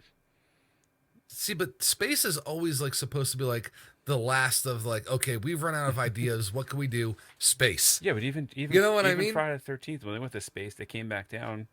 Uber Jason came right back, back to Earth. Listen, Jason X, you can't even lump that in with other movies because it's actually a decent movie. Okay, let's like Leprechaun. He went to space. He did. He did go to space. God, there's just too many Hellraiser's in movies. Space and Hellraiser. Yeah. Hellraiser 4. Even though most of the movie takes place in a flashback, but it's in space. Bloodlines. Hellraiser It is Bloodlines. The fourth one. And was that when they still had the original actor as Pinhead? Yeah. The original actor went all the way up until 7, I think. 7. Yeah. Yeah. 8, I don't think he was in the 8th one, Hellworld. That had Lance Hendrickson. It was like Cyber Pinhead. They had to do with computers and stuff, because it was that time of the, everything was cyber crime and spooky black websites. No more floppy disks. Yeah. Doug Bradley might have been in the 8th one, I'm not sure, but he wasn't after that. There's 2 more after that, and he's not in them anymore, and that's part of the problem with those movies. Yeah, see, I didn't think he was even in. I thought like he was in the ones he was in, and then that was it. I didn't even know if he was in that 7th one or he not. Is. Or the, yeah, 8th no, one he's in, like. Well, here's the thing: in 5, 6, and 7, spoiler alert, the fucking Cenobites are in like 10 minutes of the movie, and that's it. Not that they're in like a ton of the other movies, but even though they're not in a shit ton of those other movies, even though the 3rd one they're in a lot of it, and the 4th one they're in a lot of it in a way to a certain extent. In the first 2, and then they're still the main, like, well, the girl's the main and the box is the main, but they're still the threat of them. Where the other movies, they basically just kind of show up at the end. Like they're more psychological horror, not so much with the gore anymore. They're weird. In the original movies, they were throughout the movie, even if they were only there for a minute or 2 at a time. Yeah. They were in the first, second, third act. Where the later movies, they only showed up at the end. They're pretty much only at those the end. movies. Yeah. The 8th one, they're in a little more in the 8th one than the other ones. It's almost they try to go back a little bit and be more of a Hellraiser movie in the 8th one, even though it failed. Right. And then 9 and 10. I remember seeing 9. It had some different actor. He just didn't look right. It was just weird. He weird. was garbage. Yeah, it was just weird. He looked like a cosplayer of Hellraiser. Yeah. Not to get racial like in this, I mean, but he almost looked like he was a black guy, and then because black people have a different facial structure, it just looked weird. Yeah. You know what I mean? Like, did not even come close to looking like the original Hellraiser. Yeah, like it's not like the shape of his face. He had like this pretty big nose. Like it was just Pinhead always had like a particular look. I get it. The guy can't play it all the time, but try to find someone that has at least a similar facial structure as him. You know what I mean? Sure. Like, well, And I all have right, not. so It like could be a Jason, black guy that plays him. I could care less as long as his no, facial no, no, structure matches Doug Bradley's a little bit. Like Pinhead always had a specific look, and with his facial features moving and his face being shaped different, it changed the way the pins lined up. It changed the way his mouth moved. Like it just changed right. everything. It was just weird. It didn't. Jason had the luxury of wearing a mask. That's why multiple people got to play him, and they all look Yeah, decent. but people bitched about There's his body type though. right, but we don't have to get into that yet. But at least No, when but it I'm came just to the saying, face and the mask, Yeah. you know what I mean. And then like Freddy was only played by one other person, one other time, and other than that, it was always Robert Englund. But at least when they did the remake, it didn't look awful. Which one? There was some CG when Jackie Earl Grey when he played him. See, I disagree with you. I think Jackie Earl Grey did a great job playing Freddy, but he looked fucking terrible. It was like the worst thing that could have made him look ever. Like it was just like that's what ruined it for me. Instead of going off of Freddy, they went off of real burn victims. And then it was like exaggerated burn victims too on top of that. Right. Like it's just not right. If you look at the behind the scenes, half of that mask, that latex is green screen. Yeah, and it's all digital. You're telling me after all of those Nightmare on Elm Street movies where none of the masks were green screen, 25, 30 years later, you guys have to put green, like you guys can't just use makeup? Well, he sat there. I think it took him 4 hours to get his mask on, and it took about 2.5 hours to take it off. Like Robert Englund. Yeah. That's commitment. Yeah. I guess they didn't have the time for it, but it's one of the reasons why that movie failed, in my opinion. But that's a whole nother video. Yeah, absolutely. Oh, I can't terrible, wait. But I think Jackie Earl Grey, he could have done a really good job. I think he's creepy just in general and fit. And I wish they would have put more of him as his normal self in the movie, because they didn't. It was just straight up like Jason, because he is a creepy looking dude. Like he's not. He is. Did you see the RoboCop remake? Yeah. His character in that movie is awesome. Yeah, I've only seen it once. I don't remember that movie like I do others, because I didn't 100% really like it. You know, but I'm saying his the way that his character is in that movie, and also like a lot of people don't know this. If you saw Semi Pro, that Will Ferrell movie, sorry, I'm yawning. Yeah, I've seen it. Yeah, it was. That movie gets better the more you watch it. But most people hated it when they first watched it. No, it's good. It is. Yeah, no, I'm just saying I like it more now after I watched it a couple times. But yeah, and that's what I'm saying. Like Jackie Earl Grey is a good actor. Yeah, and I think almost everything he's been in, like I've been a fan of. You know, obviously Watchmen. I thought he was great. Rorschach. You know, it's just funny because he's Kelly from the Bad News Bears. Like he just he didn't grow. He just lost his hair and got older. He's basically like the same size as he was like when he was a kid. yeah, that happens. He went from being the badass and like girls used to think he was like he was like a stud actor kid, like you know what I mean, like to just being a tiny creepy old guy in every movie. Puberty was not kind to him. No. So Quarantine through IMDb got 6 out of 10 star, but the Metascore was 53, where its sequel is 5.2 star out of 10 with 0 Metascore. It's actually just not listed. Yeah. So it flopped, but in comparison, there are some other movies that are related to this movie here that I think are better to talk about than some shitty Snakes on a Plane sequel. Yeah. So we're definitely not, as we said earlier, not getting into the sequel really at all. Right. And I don't want people to be like concerned that we're not going to talk about, like last week when we talked about Maniac, we kind of brought up the remake a little bit. There will be episodes that will talk about remakes and their originals, and we'll dedicate an entire episode to those. You know what I mean? But in certain instances where the original or the first is the main attraction, we will mention there's a sequel or a remake. But if we're telling you don't waste your time, don't waste your time. Now, that movie, Quarantine in '08, was actually based off of a Spanish film called Rec from 2007. We mentioned that earlier. And the director of Rec hated Quarantine. Yeah, Do see, I you know didn't know any of why? that. No, I had no idea. I didn't look. I didn't read into any of this stuff.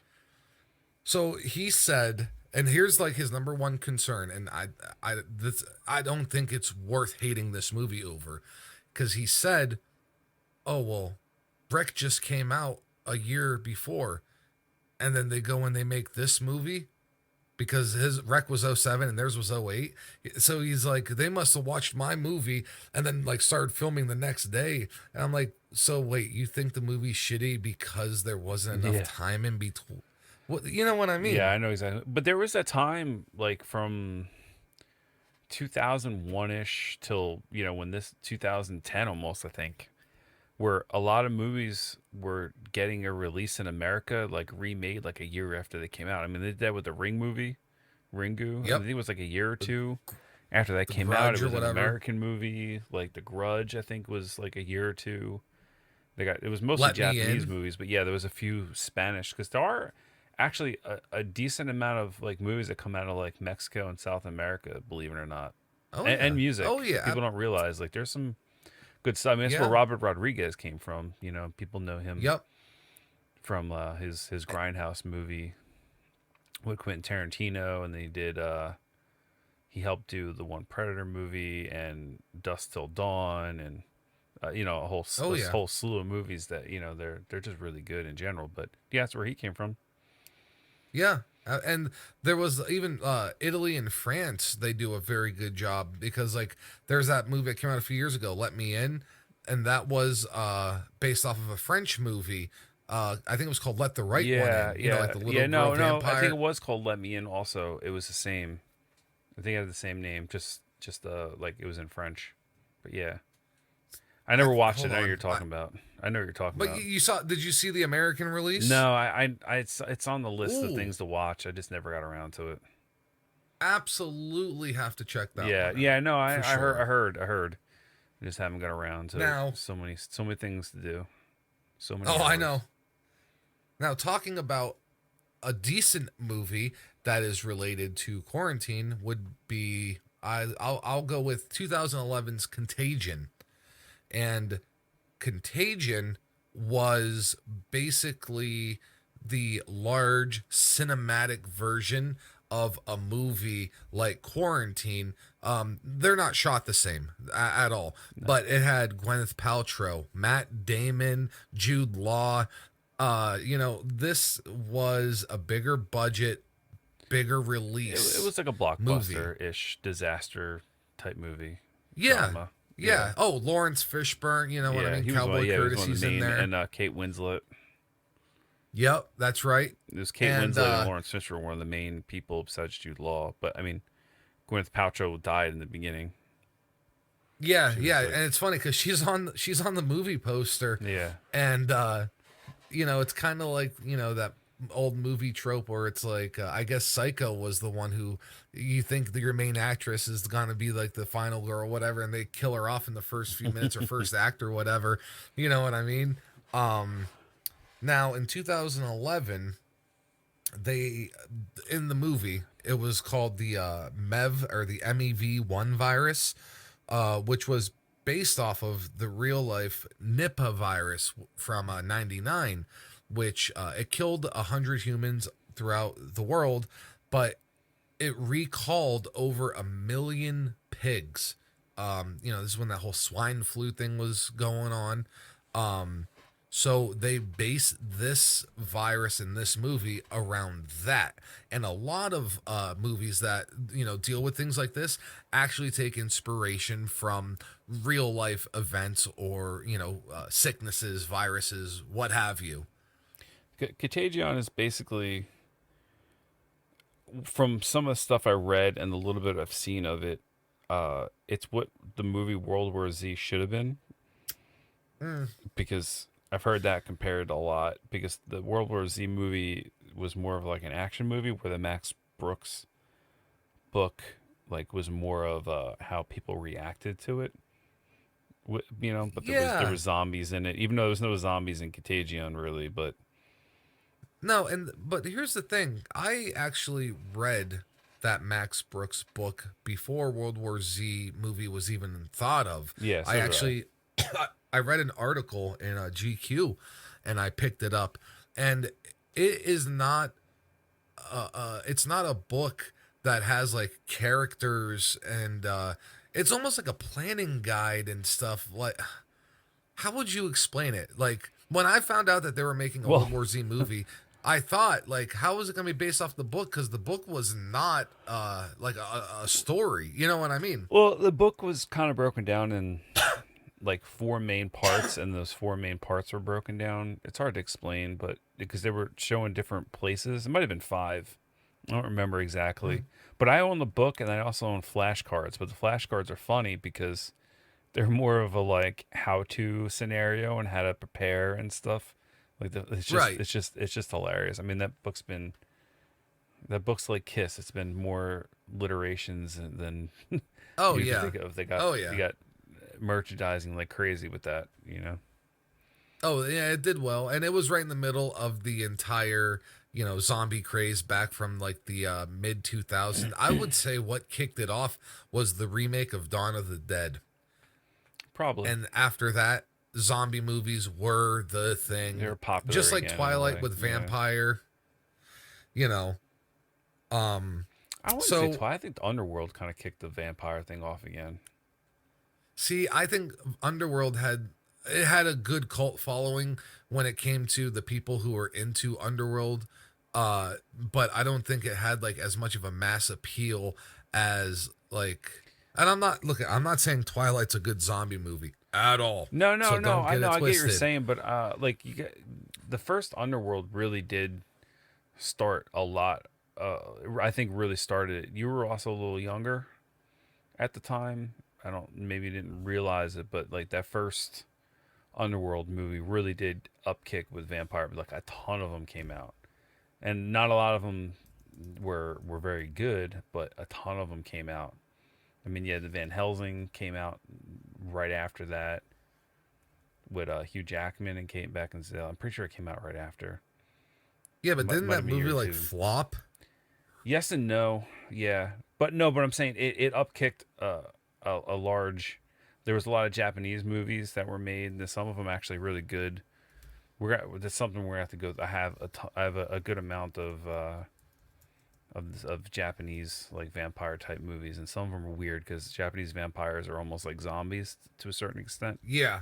It's weird, but that's like a whole nother episode. But yeah, it kicked off a lot more. But now I would say Underworld kicked it off, but then you had shows like which I didn't watch, but they had Hemlock Grove. I think had werewolves and vampires and stuff. That was very popular. And then you had I'm trying to think of that one girly fucking vampire show, and I can't think of the name of it now off the top of my head since we're Buffy. going this way. They have a spin-off called The Originals. It's See, I know it's gonna sound weird, but like I think Blade did more for vampire movies than yeah, Underworld when it no, came I out. disagree. Blade was kind of like its own thing. But No, now we're getting but just as we're getting just as far out of Underworld there. was its own Yeah. thing though. What's that? You know what I mean?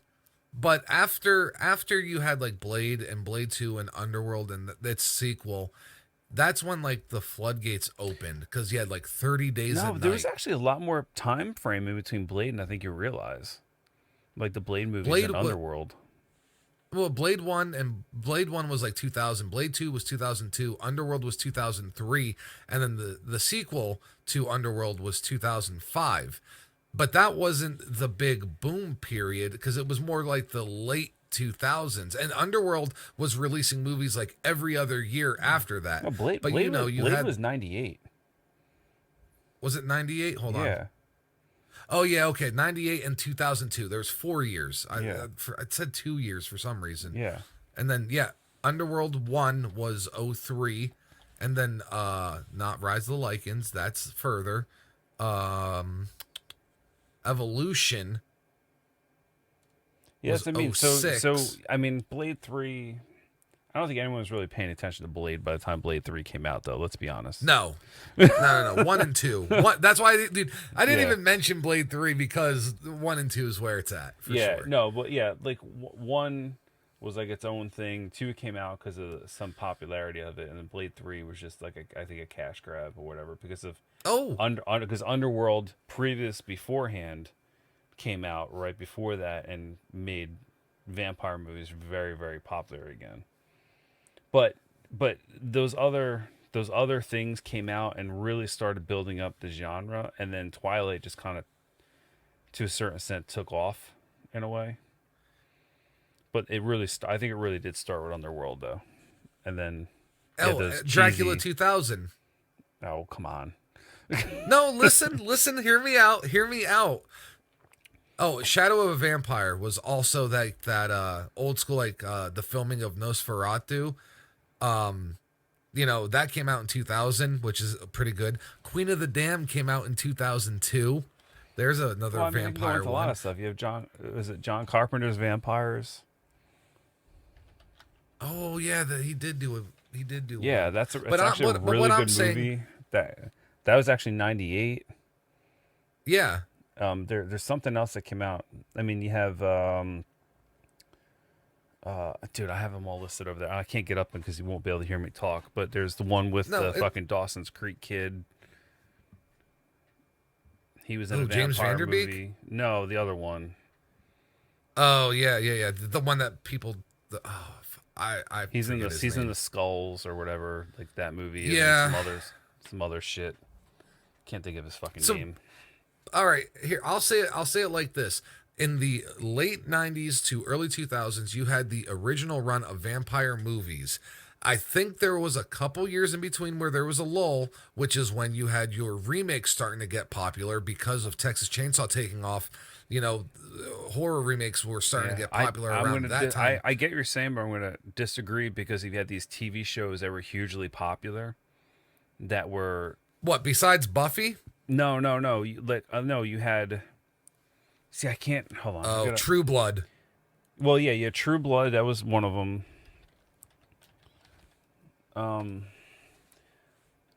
The fact that we don't know them off the top of our head. No, doesn't show how much of it. Because they were very girly. I didn't watch them.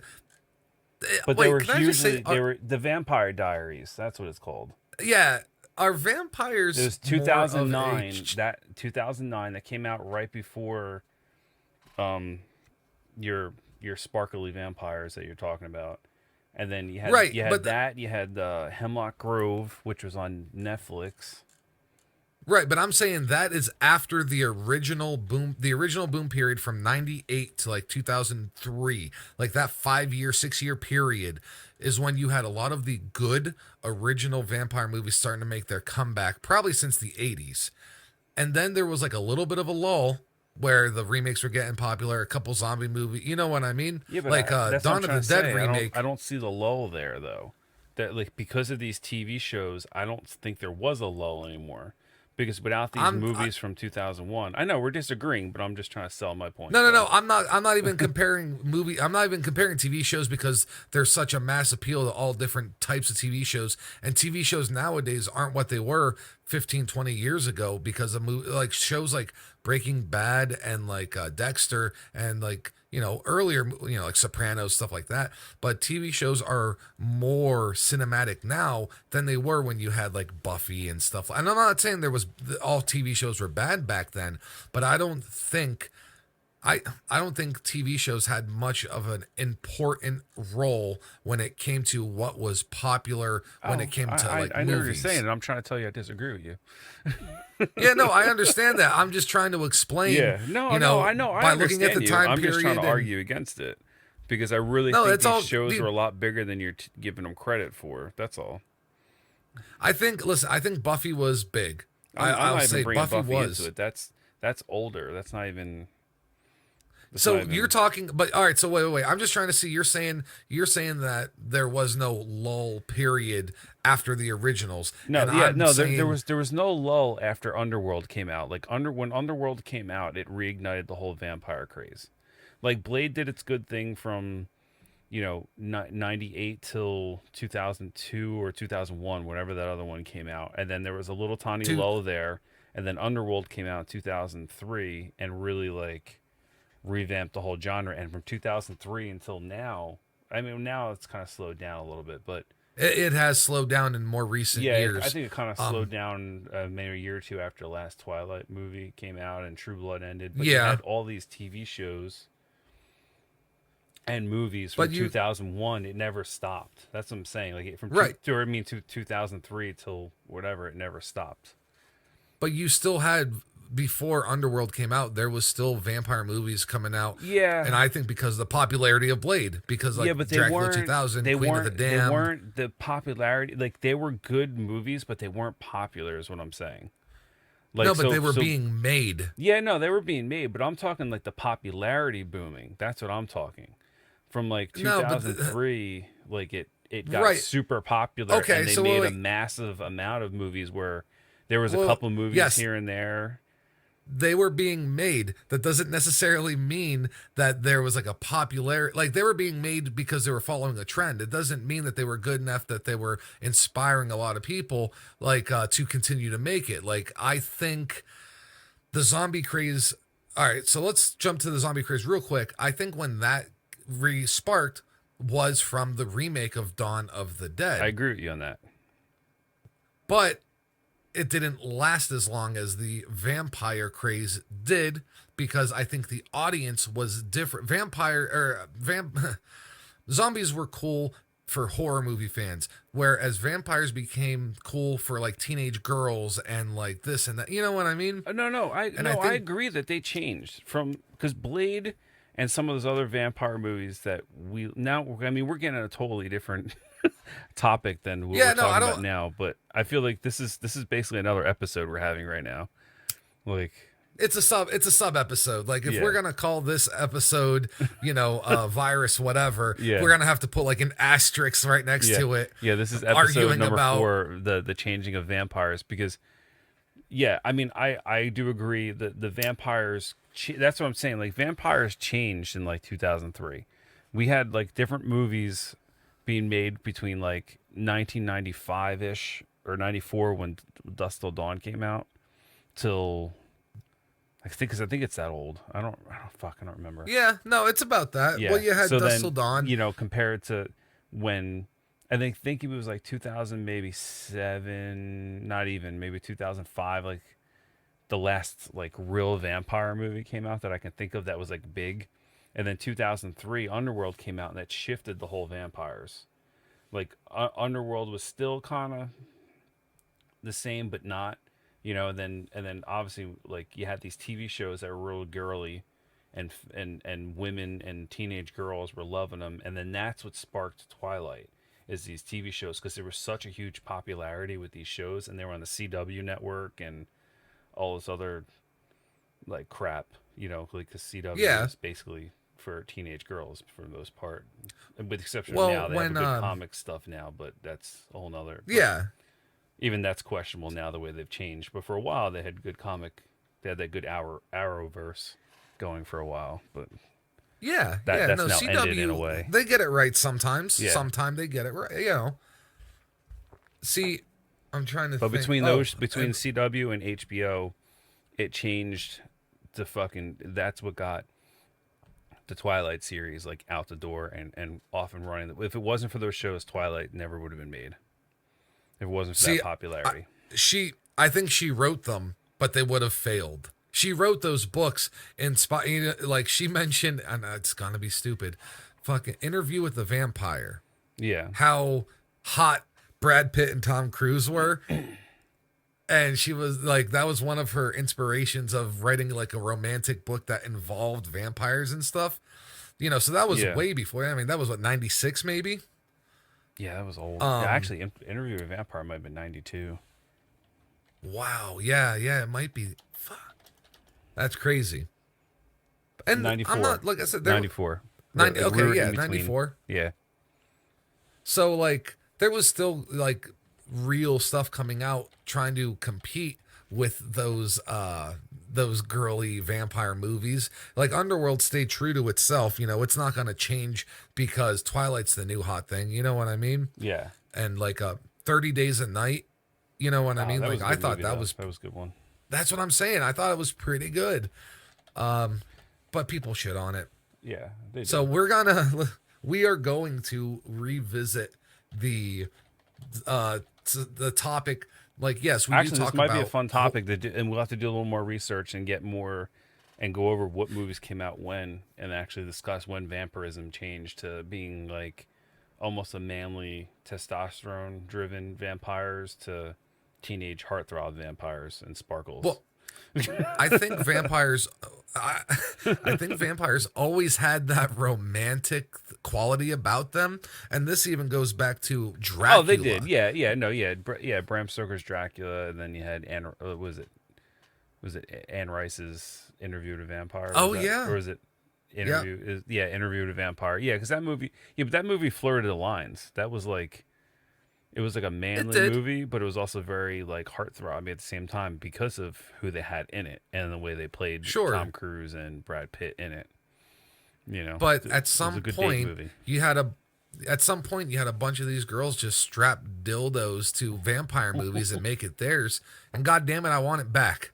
Yeah, I agree. You know, the Lost Boys. I agree with you. 100%. Lost Boys, excellent night. Fright Night, excellent movie. But even Lost Boys was is a good date movie though. That has a little of everything. Don't you do it? Has a little of everything in it. It has don't romance, you do it, Ricky Bobby? Romance. You know it does.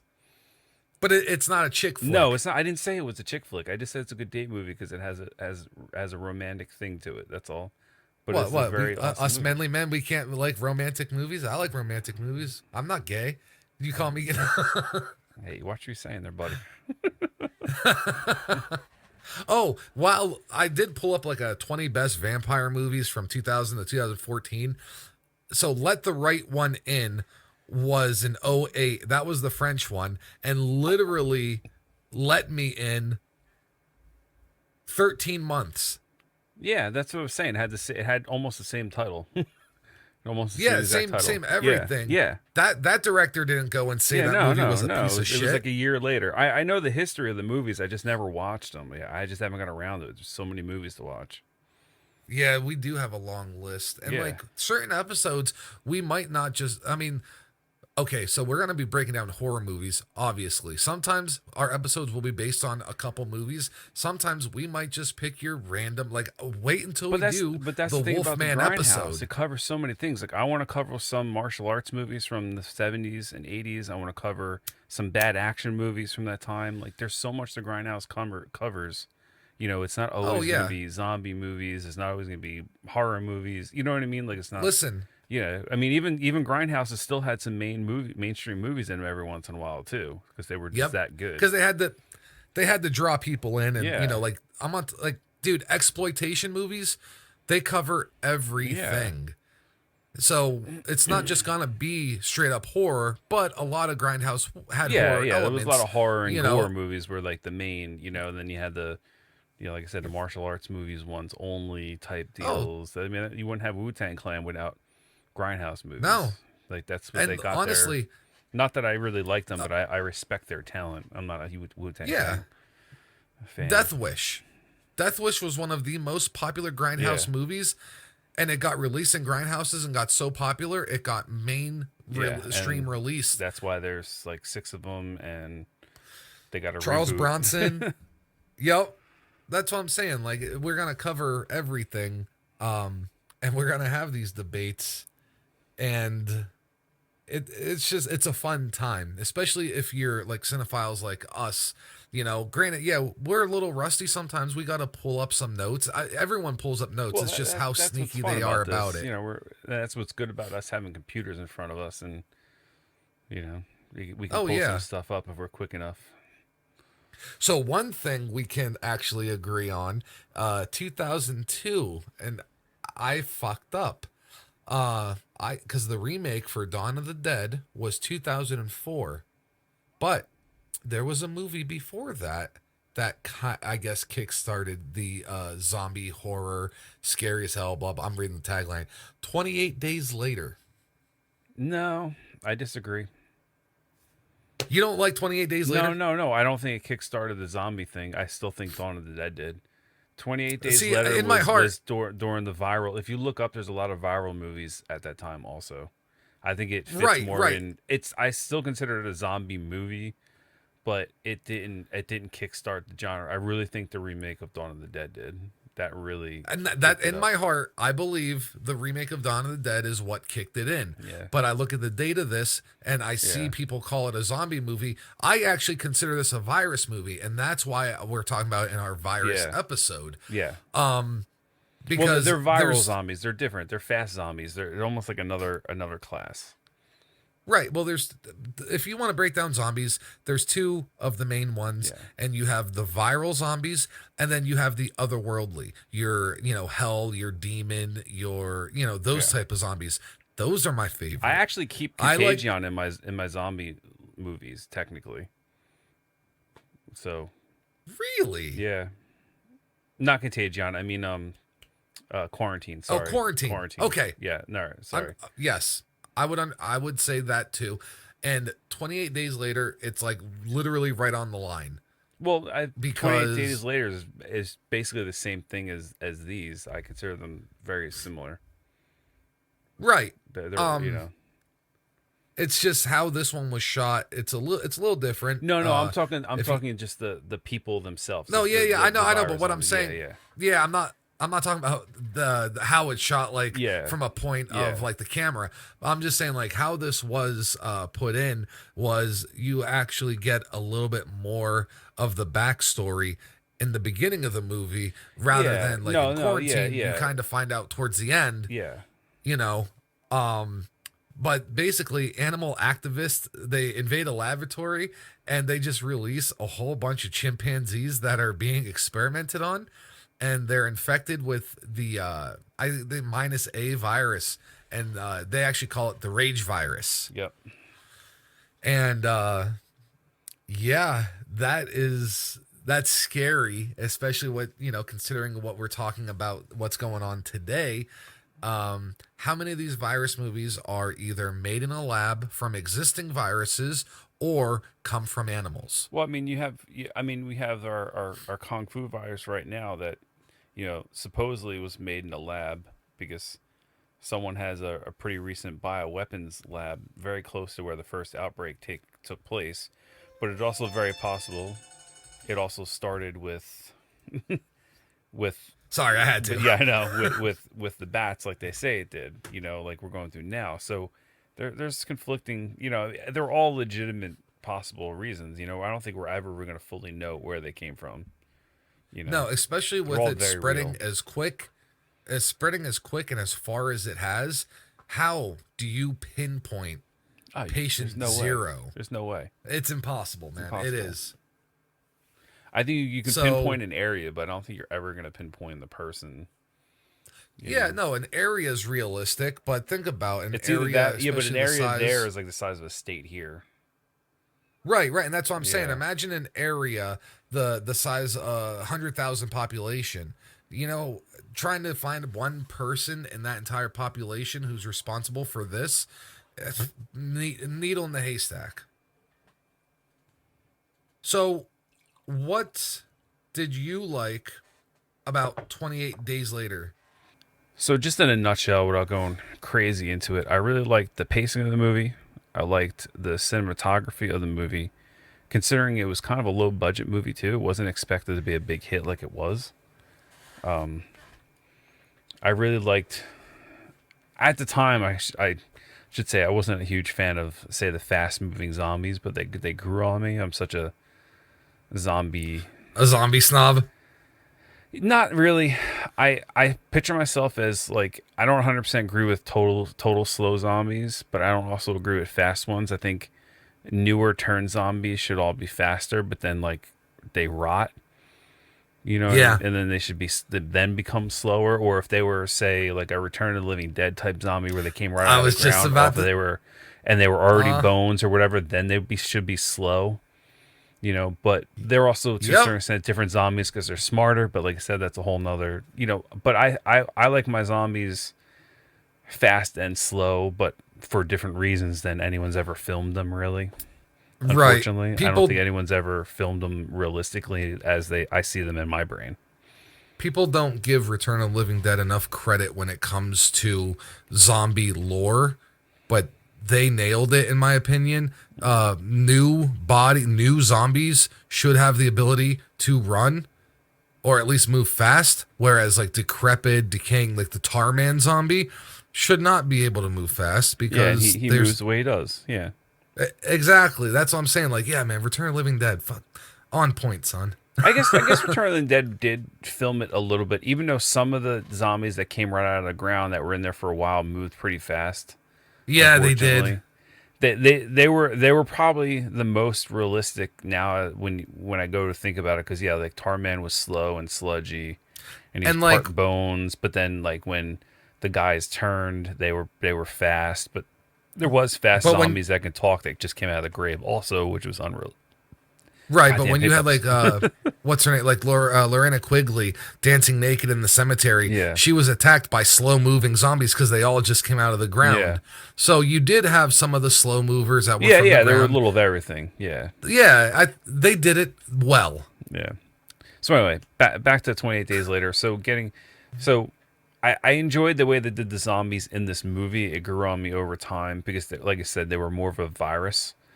You know, if you got any blood in your system from them, like, because there was that infamous scene with the blood drop that went in the guy's eye from the sky. That was just well done. It was awesome. And then you see his eye like dilate and get all, the blood's going through the veins of the eye, and it just, he turns like right there. Is awesome. Yeah, that was a killer scene. I liked the conflicts between the people and the military, and then how the military was good and bad in a way. But it was mostly bad in that movie because some of that military kind of pushed off the side. They were like, well, we're not, like, everything's so run down. We're still a battalion, but we're like our own thing now. I feel like that's what would happen in real life. I feel like a lot of things that would happen in a virus outbreak like that actually happens in this movie. I feel like it was pretty real to the, we asked that question, how relevant are some of these movies to real life? Well, I think this one was actually pretty relevant. I think when a battalion or whatever loses one of their main commanding officers, that is what would happen. You would get a couple guys who are next in the rank, and they're going to be a little, I don't want to say power hungry, but there's going to be conflict, of how things should be done and who's doing it, and you still have to obey your superior officer.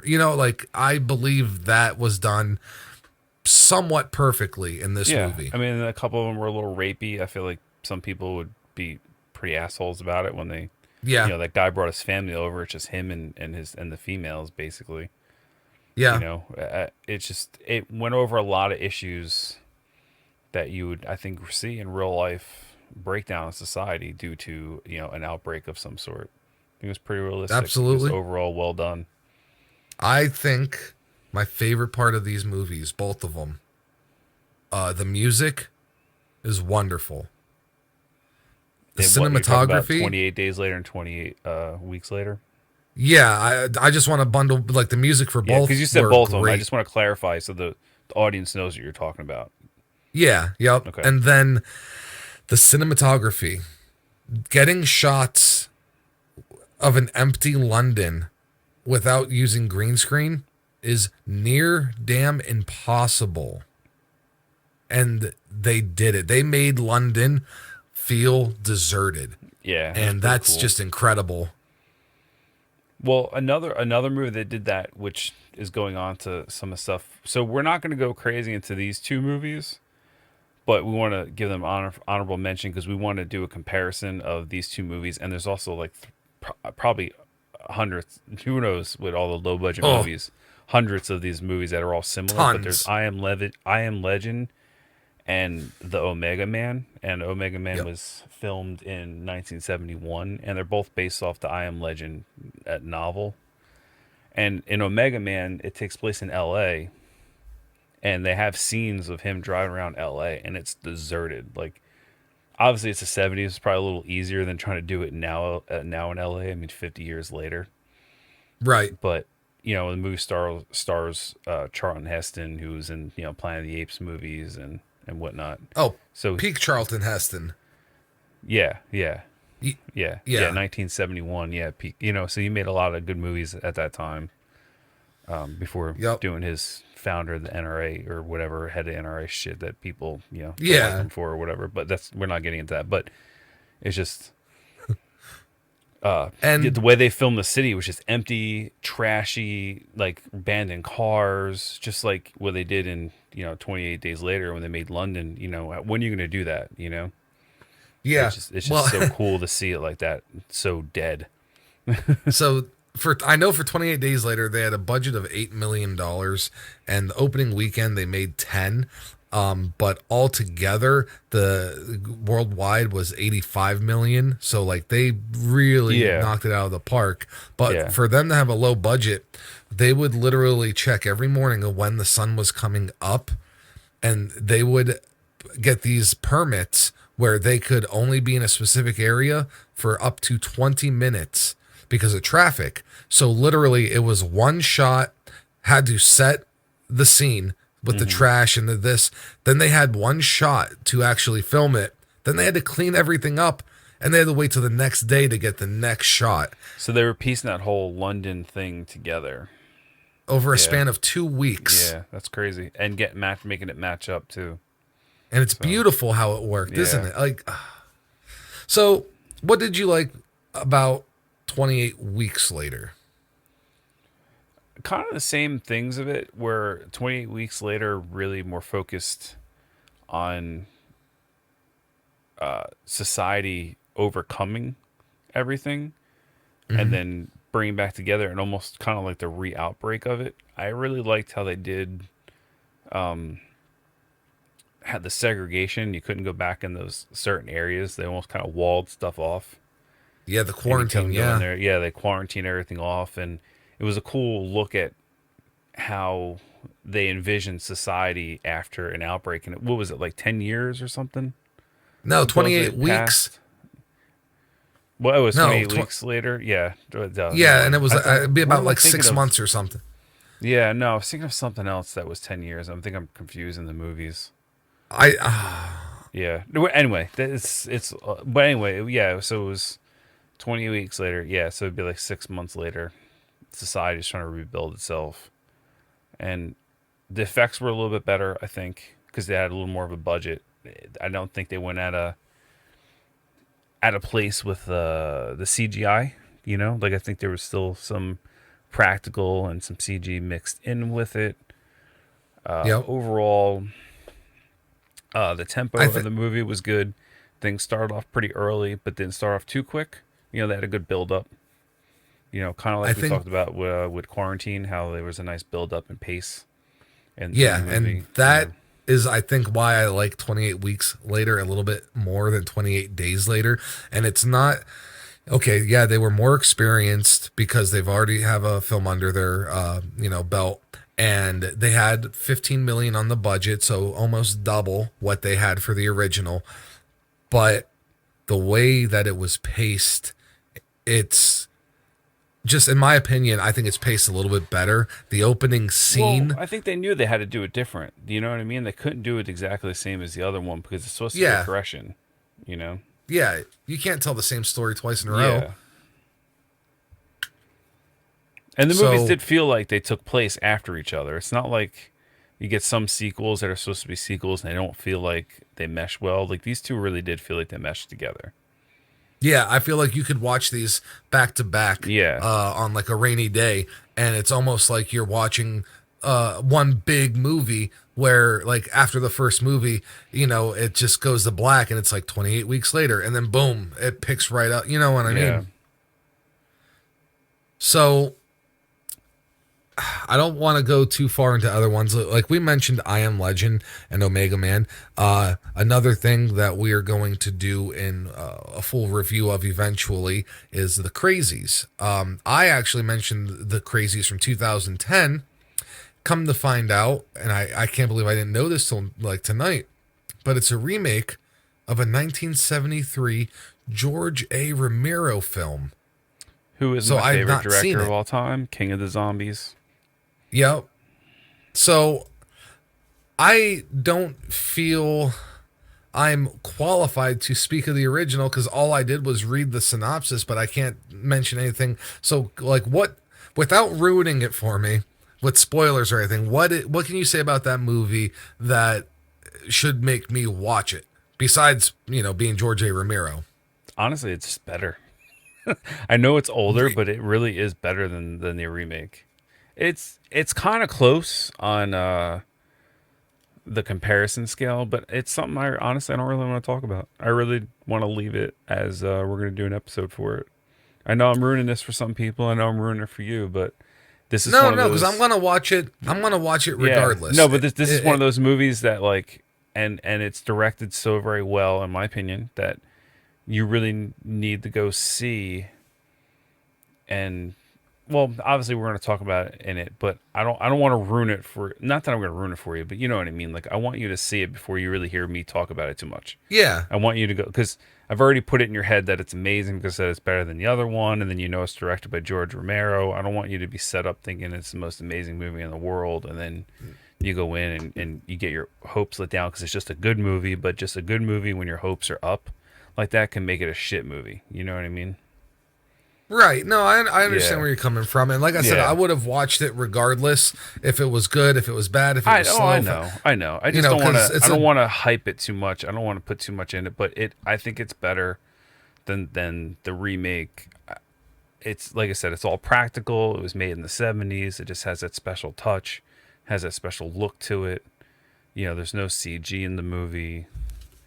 It's just one of those movies that it's in a time capsule. So that is on my next reading list. Now, real quick, we're going to do what we call the lightning round because obviously we covered some of the main virus movies. I'm just going to name a couple movies and you can say yay or nay. And if you want me to stop so you can say something about a certain movie, to just say, hey, hold on. You know what I mean? Well, I'll say stop, and then I'll give my opinion of the yay or nay plus what I want to say. Okay, so All right. 1957 Ingmar Bergman masterpiece, The Seventh Seal. 1957. So I've actually never seen it. Okay, it looks like Bill and Ted Bogus Journey, Death, they took that character from this movie, the white face with the black. I swear to God, it even says here, for half the jokes in Bill and Ted's Bogus Journey. So that's something that maybe we'll check out. It's shot in black and white, obviously it's, a little older, but, it's Bergman. There's nothing wrong with black and white movies. Some of them are the best movies. Absolutely, but sometimes you got to tell people, reassuringly, like, look, Night of the Living Dead, black and white, excellent movie. Honestly, one of my favorite movies is called Them, about mutated ants from nuclear holocaust. Yeah. Black and white. That's I should know the date off the top of my head because it's my favorite movie, or one of 1954. I was gonna say 53, but I don't want to get it wrong. Yep, 1954. Okay. Black and white, has one of the greatest covers ever. I actually tried to get a tattoo based off the cover of that and didn't turn out anything where I wanted, and I shouldn't have let the tattoo guy do it, but it did anyway. Yeah, dude, I've been there. Trust me. I have a couple of them. But I had this sleeve of zombies in a graveyard and stuff, and I have ants all over, and I wanted the ants to be giant and mutated and look like this box cover. And I even gave them the box cover, and they didn't come out anything like that at all. So, hey, you know what? It is that's what it is. Erasers are. I'll say that's what erasers are. Oh wait, never mind. It's a tattoo. Yeah, it's a tattoo. So we already mentioned I Am Legend Omega Man, but there's a third one, The Last Man on Earth. All based off of the 1954 novel I Am Legend. It's Vincent Price, man. It's one of his best roles. Yeah, he definitely looks creepy. Did you ever watch it yet or no? I know I've told you about that movie and you didn't. You said you hadn't seen it yet. Yeah, I've seen Omega Man. I've seen I Am Legend. Have not seen The Last Man on Earth. Yeah, I mean they don't. It's not heavily, gone into the virus side of it. It's more about his struggle with loneliness. Sure. and dealing with being the last man on Earth. But there is a a precursor, I guess you want to say, like, of everyone died of virus, or maybe it was fallout virus from nuclear, because the 50s, the whole atomic bomb. Yeah, your whole Russia Cold War thing starting and all that. Okay, 1971, the Andromeda strain. I've heard of it, but haven't seen it. Haven't seen it. Dawn of the Dead. I mean, that's zombie, but yeah, we're talking virus and outbreak. But see, I don't know. Dawn of the Dead's not a virus, though. That's what I'm saying. I was just about to say it's not the virus zombie. It's the zombies that I like. They're so just let's see what else. They're not even. You don't even give you a where they came explanation. From in a way. They just happened. Yeah, and so now I'm like, let's see what else this fucking list is gonna mess up. Outbreak, 1995. See, that's a good movie, but it's like a movie. It's like a straight up. It's like Contagion. It's like, it's a mainstream movie. But yeah, it's a good movie. And it deals with viruses, so it's a little cheesy because it's 1995, but I think it was. Who's that? Right? Dustin Hoffman in here? Yeah. Okay. Yeah. It was a blockbuster movie. It was in theaters. It had a big budget. It was. Yeah. Well, it's just 12, or it's just 20, 20 virus movies, so it's not necessarily horror, this or that. Now, also 95's 12 Monkeys, Bruce Willis, Brad Pitt. See, I actually don't remember that movie. I've seen it. I have it. I've watched it. All I remember of it, it's very confusing. Yeah, because it deals with time travel, and Bruce Willis has to go back. It's one of those I've meant to go back and watch again, because they even had a TV series based off that briefly. I don't think it lasted more than 2 seasons, maybe 1. Yeah, I don't remember. Well, I would Terry say watch Gilliam, it. Just check it out. I mean, I don't remember it being terrible, but I remember it being confusing. But I was also young. I was young when I saw it. Terry Gilliam from Monty Python. He directs it. Bruce Willis travels back in time. Yeah. Brad Pitt, he gets thrown into insane asylum because of his mad rantings and stuff. And Brad Pitt is like the comic relief, if you will. Honestly, I don't remember much about it except the main actors because they were huge. But confusing. Like you said. Ooh. You know what's next? Well, I don't. What's next? Cabin Fever. Must watch. Absolutely must watch. Fantastic movie. Very gory. Well directed. Eli Roth, first movie. Roth. I know some people hate him. We talked about this in a personal conversation. I like him. For the most part, his movies are good. They're very good. Yep. He does good gore. Had a lot of stereotypes, but I mean, it needed to be that way. And you know what? It needs to be its own episode. It's a virus movie, whatever. It needs to be its own damn episode. It's that good. I know you're very passionate about that movie. You could probably talk about an hour and a half on that movie alone by yourself. I could probably fill up an episode on Eli Roth. Yeah. Not so much Hostel, but like Green Inferno and like some of the small acting roles he's, I like him. Okay, he might be a little bit of a douchebag. He hasn't done much lately, has he? No, I don't know what's going on. Maybe he's writing more. Yeah. So, definitely check out Cabin Fever. Yeah, that's Resident Evil series. Oh, that's definitely that's a video, but the short answer is watch. The long answer is, depending on what you like, don't waste your time. And how much you like the video game, don't waste your time. But they are entertaining if you don't take them very seriously. The first one is probably the best one, even though it's the least action. It's actually the closest that you're going to get to the game, even though it's not really close to the game. But you know what I mean. You just have to watch it. The original games were more horror games compared to the other ones being more action games. And that's kind of the way the series went. It's kind of how the movie series kind of turned into like an action series with weird zombies and not zombies at all in a way. I don't know. Just Yeah. I don't want to ruin it for anyone, but yeah. But short answer is watch them. Long answer, don't waste your time, depending on how much you want to. So 28 Days and Weeks, obviously. Obviously, they're watches. Yes. Carriers, 2009. Carriers. I don't know. I've never heard of it. Never heard of it. Chris Pine is in it, so there's that. Black Death, Sean Bean, 2010. No, no. I have no clue. Now, you got Contagion. We already mentioned that. Yeah, we already mentioned that, and that's just a solid drama if you want to watch Yep. that. It's good. It's like Outbreak. It's very similar. Yep. World War Z. Another episode. Yeah, I don't even know if I'd waste an episode on that. Oh, It's not that it's like a terrible movie, but it doesn't really match the book necessarily. maybe I that don't would be a know. good conversation, though, comparing the book to Yeah, the but then I'm gonna have movie. to read the book again, and honestly, I don't want to. Yeah, no, I'll read the I'm linear not a huge notes. reader. It takes me a really long time to read a book, and that it's not like a huge book, No, but like it took me a really long time to read it.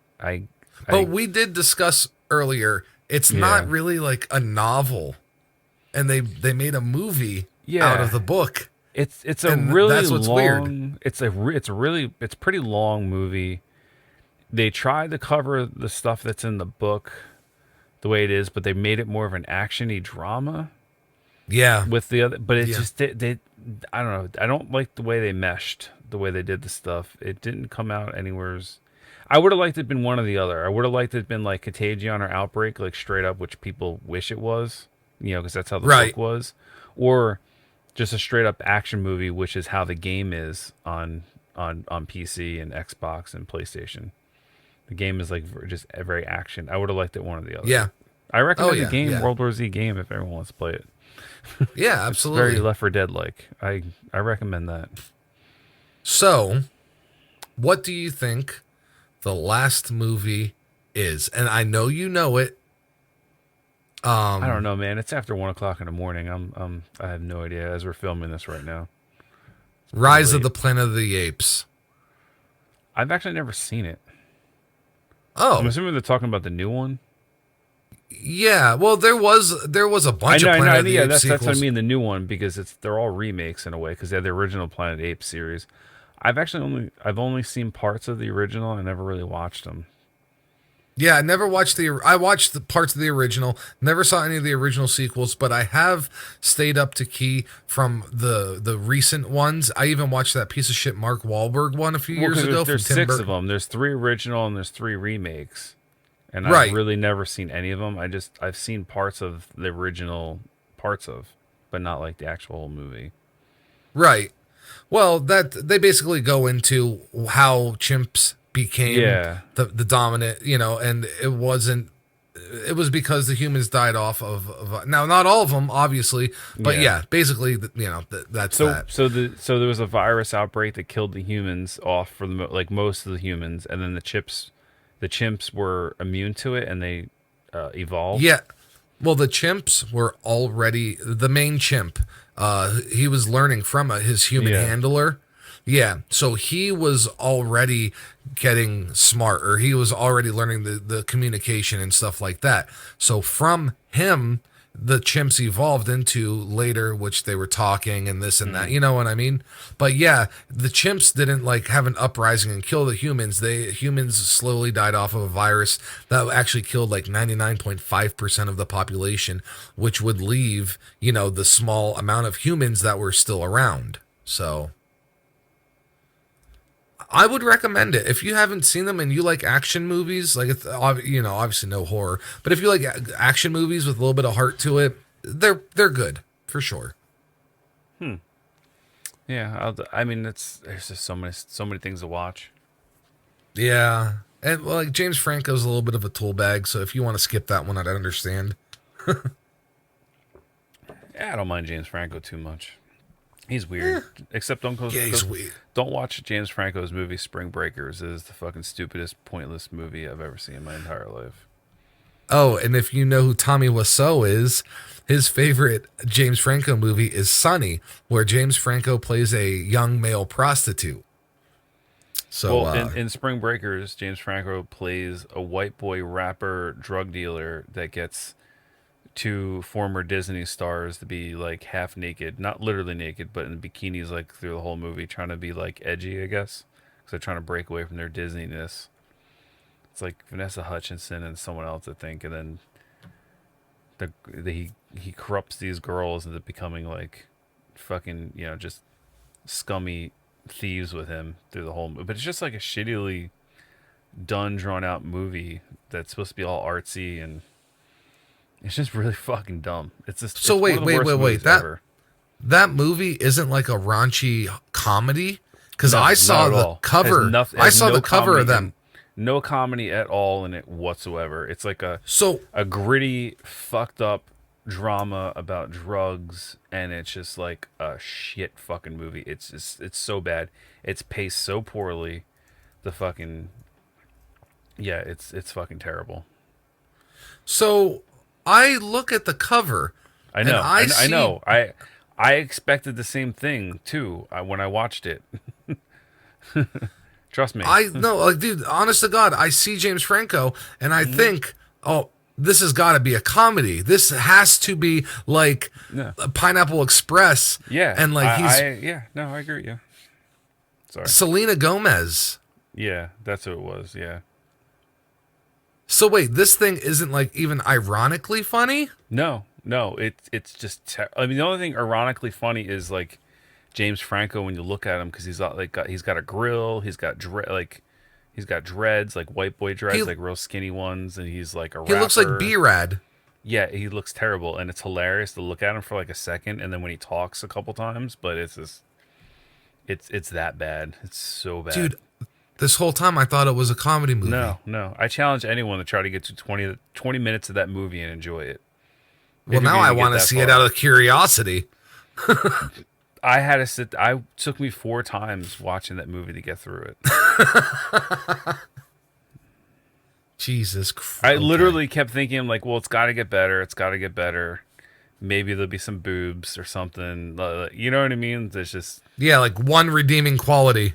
Yeah, there wasn't really anything redeeming about it at all. It finally got, like, somewhat okay at the end, even though it wasn't good. But compared to the rest of the piece of shit the movie was... like, it was still... Wow. Yeah. Dude, literally, like, my mind's blown because I always saw the picture and I just thought, like, Ali G or something, you know? Yeah, no, you think it's going to be funny.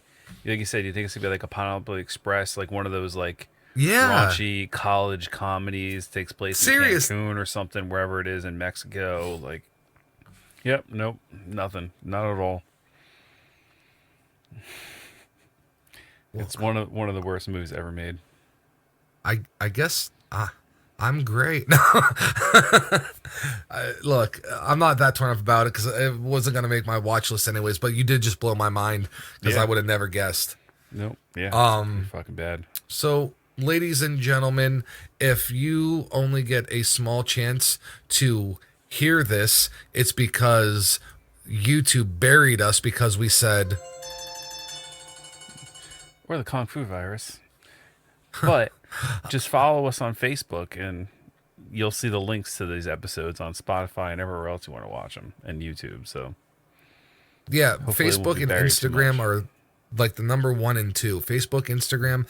If you go there, you'll see Anchor and Apple Podcasts, Google Podcasts, Spotify, all of our actual episodes. And then we do the video episodes for YouTube. So even if, God forbid, something was to be taken down from YouTube, you would always have the option to at least hear the podcast. But then again, we should have done this in the beginning of the video, because if they're hearing this now, they listened to the whole thing already. Yeah, I might actually have to cut this. I might have to cut this and like put it in the front. And like the first part of the episode in the beginning anyway, but yeah. Well, like the first part of the episode's like, wait, James Franco was in that movie and it wasn't a comedy? It's like, what? This is GrindHaus. Why are they talking about this bullshit? Oh This boy, isn't like Grandma's Boy. What is going on? love Grandma's Boy. I know, who doesn't? So, anything else you want to add? Not that I can think off the top of my head. I think we're good. Nice. Well, ladies and gentlemen, this was the third episode of GrindHaus on 42nd Street.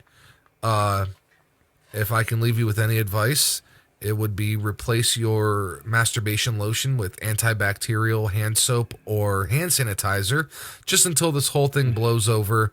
We'll go to the Winchester, have a pint, all that. Actually, I do have one thing to say. You know what? If prisoners can wash their hands and not, be grossed out about it when they go to the bathroom all the time, so could we. I seen a podcast recently about a guy that went to jail for a couple months, and he almost got jumped because he wasn't washing his hands after he peed. And he was like, Yeah. "Oh," he's like, "I only peed." He's like, "Yeah, but," he's like, "You still touched your dick," or everyone thinks you did. He's like, "But I never touched it. I just had to open, my zipper and whatever." He's like, "Yeah, but they Yeah, don't but your know hand that. was near your crotch Your hand region. could be Yeah. all over your dick or in the cell." He's like, "I know you're not touching your dick in your cell." He's like, "I'm here," but they don't know that. So he's like, Absolutely. "You better start washing your hands, or the guys are going to come giving you a talking to," which means he's going to get his ass kicked. And he's like, "You know what?" He's like, "I don't want that." So he started washing his hands every time he walked in the bathroom, whether he did anything or not. Yeah. And he even washed his Dude. hands a few times just to wash his hands because he didn't want to get his ass kicked. So if prisoners Sure. can do it and stay clean, we should. And that should mean we should Yo, have like a 0.1% of getting any viruses was for washing our hands. multiple prisoners don't even use the toilet in their room. They use like the rec area toilet because they keep their shit clean because they sleep in the same room where they piss and shit. So a lot of them don't even use the toilet in their room. Yeah, it's for for that. only. Yeah, or if you want to make some wine or something, Yeah, prison wine. Well, ladies and gentlemen, this was the third episode of GrindHaus on 42nd Street. I am Gray, They're not Wolfman. and just stay safe out there. I hope everyone enjoyed and don't get sick. Or I'm going to have to shoot you.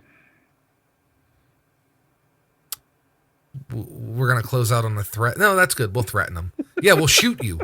I'm going to shoot you if you get sick. Later, guys. Plain and simple. Later, guys. Yeah.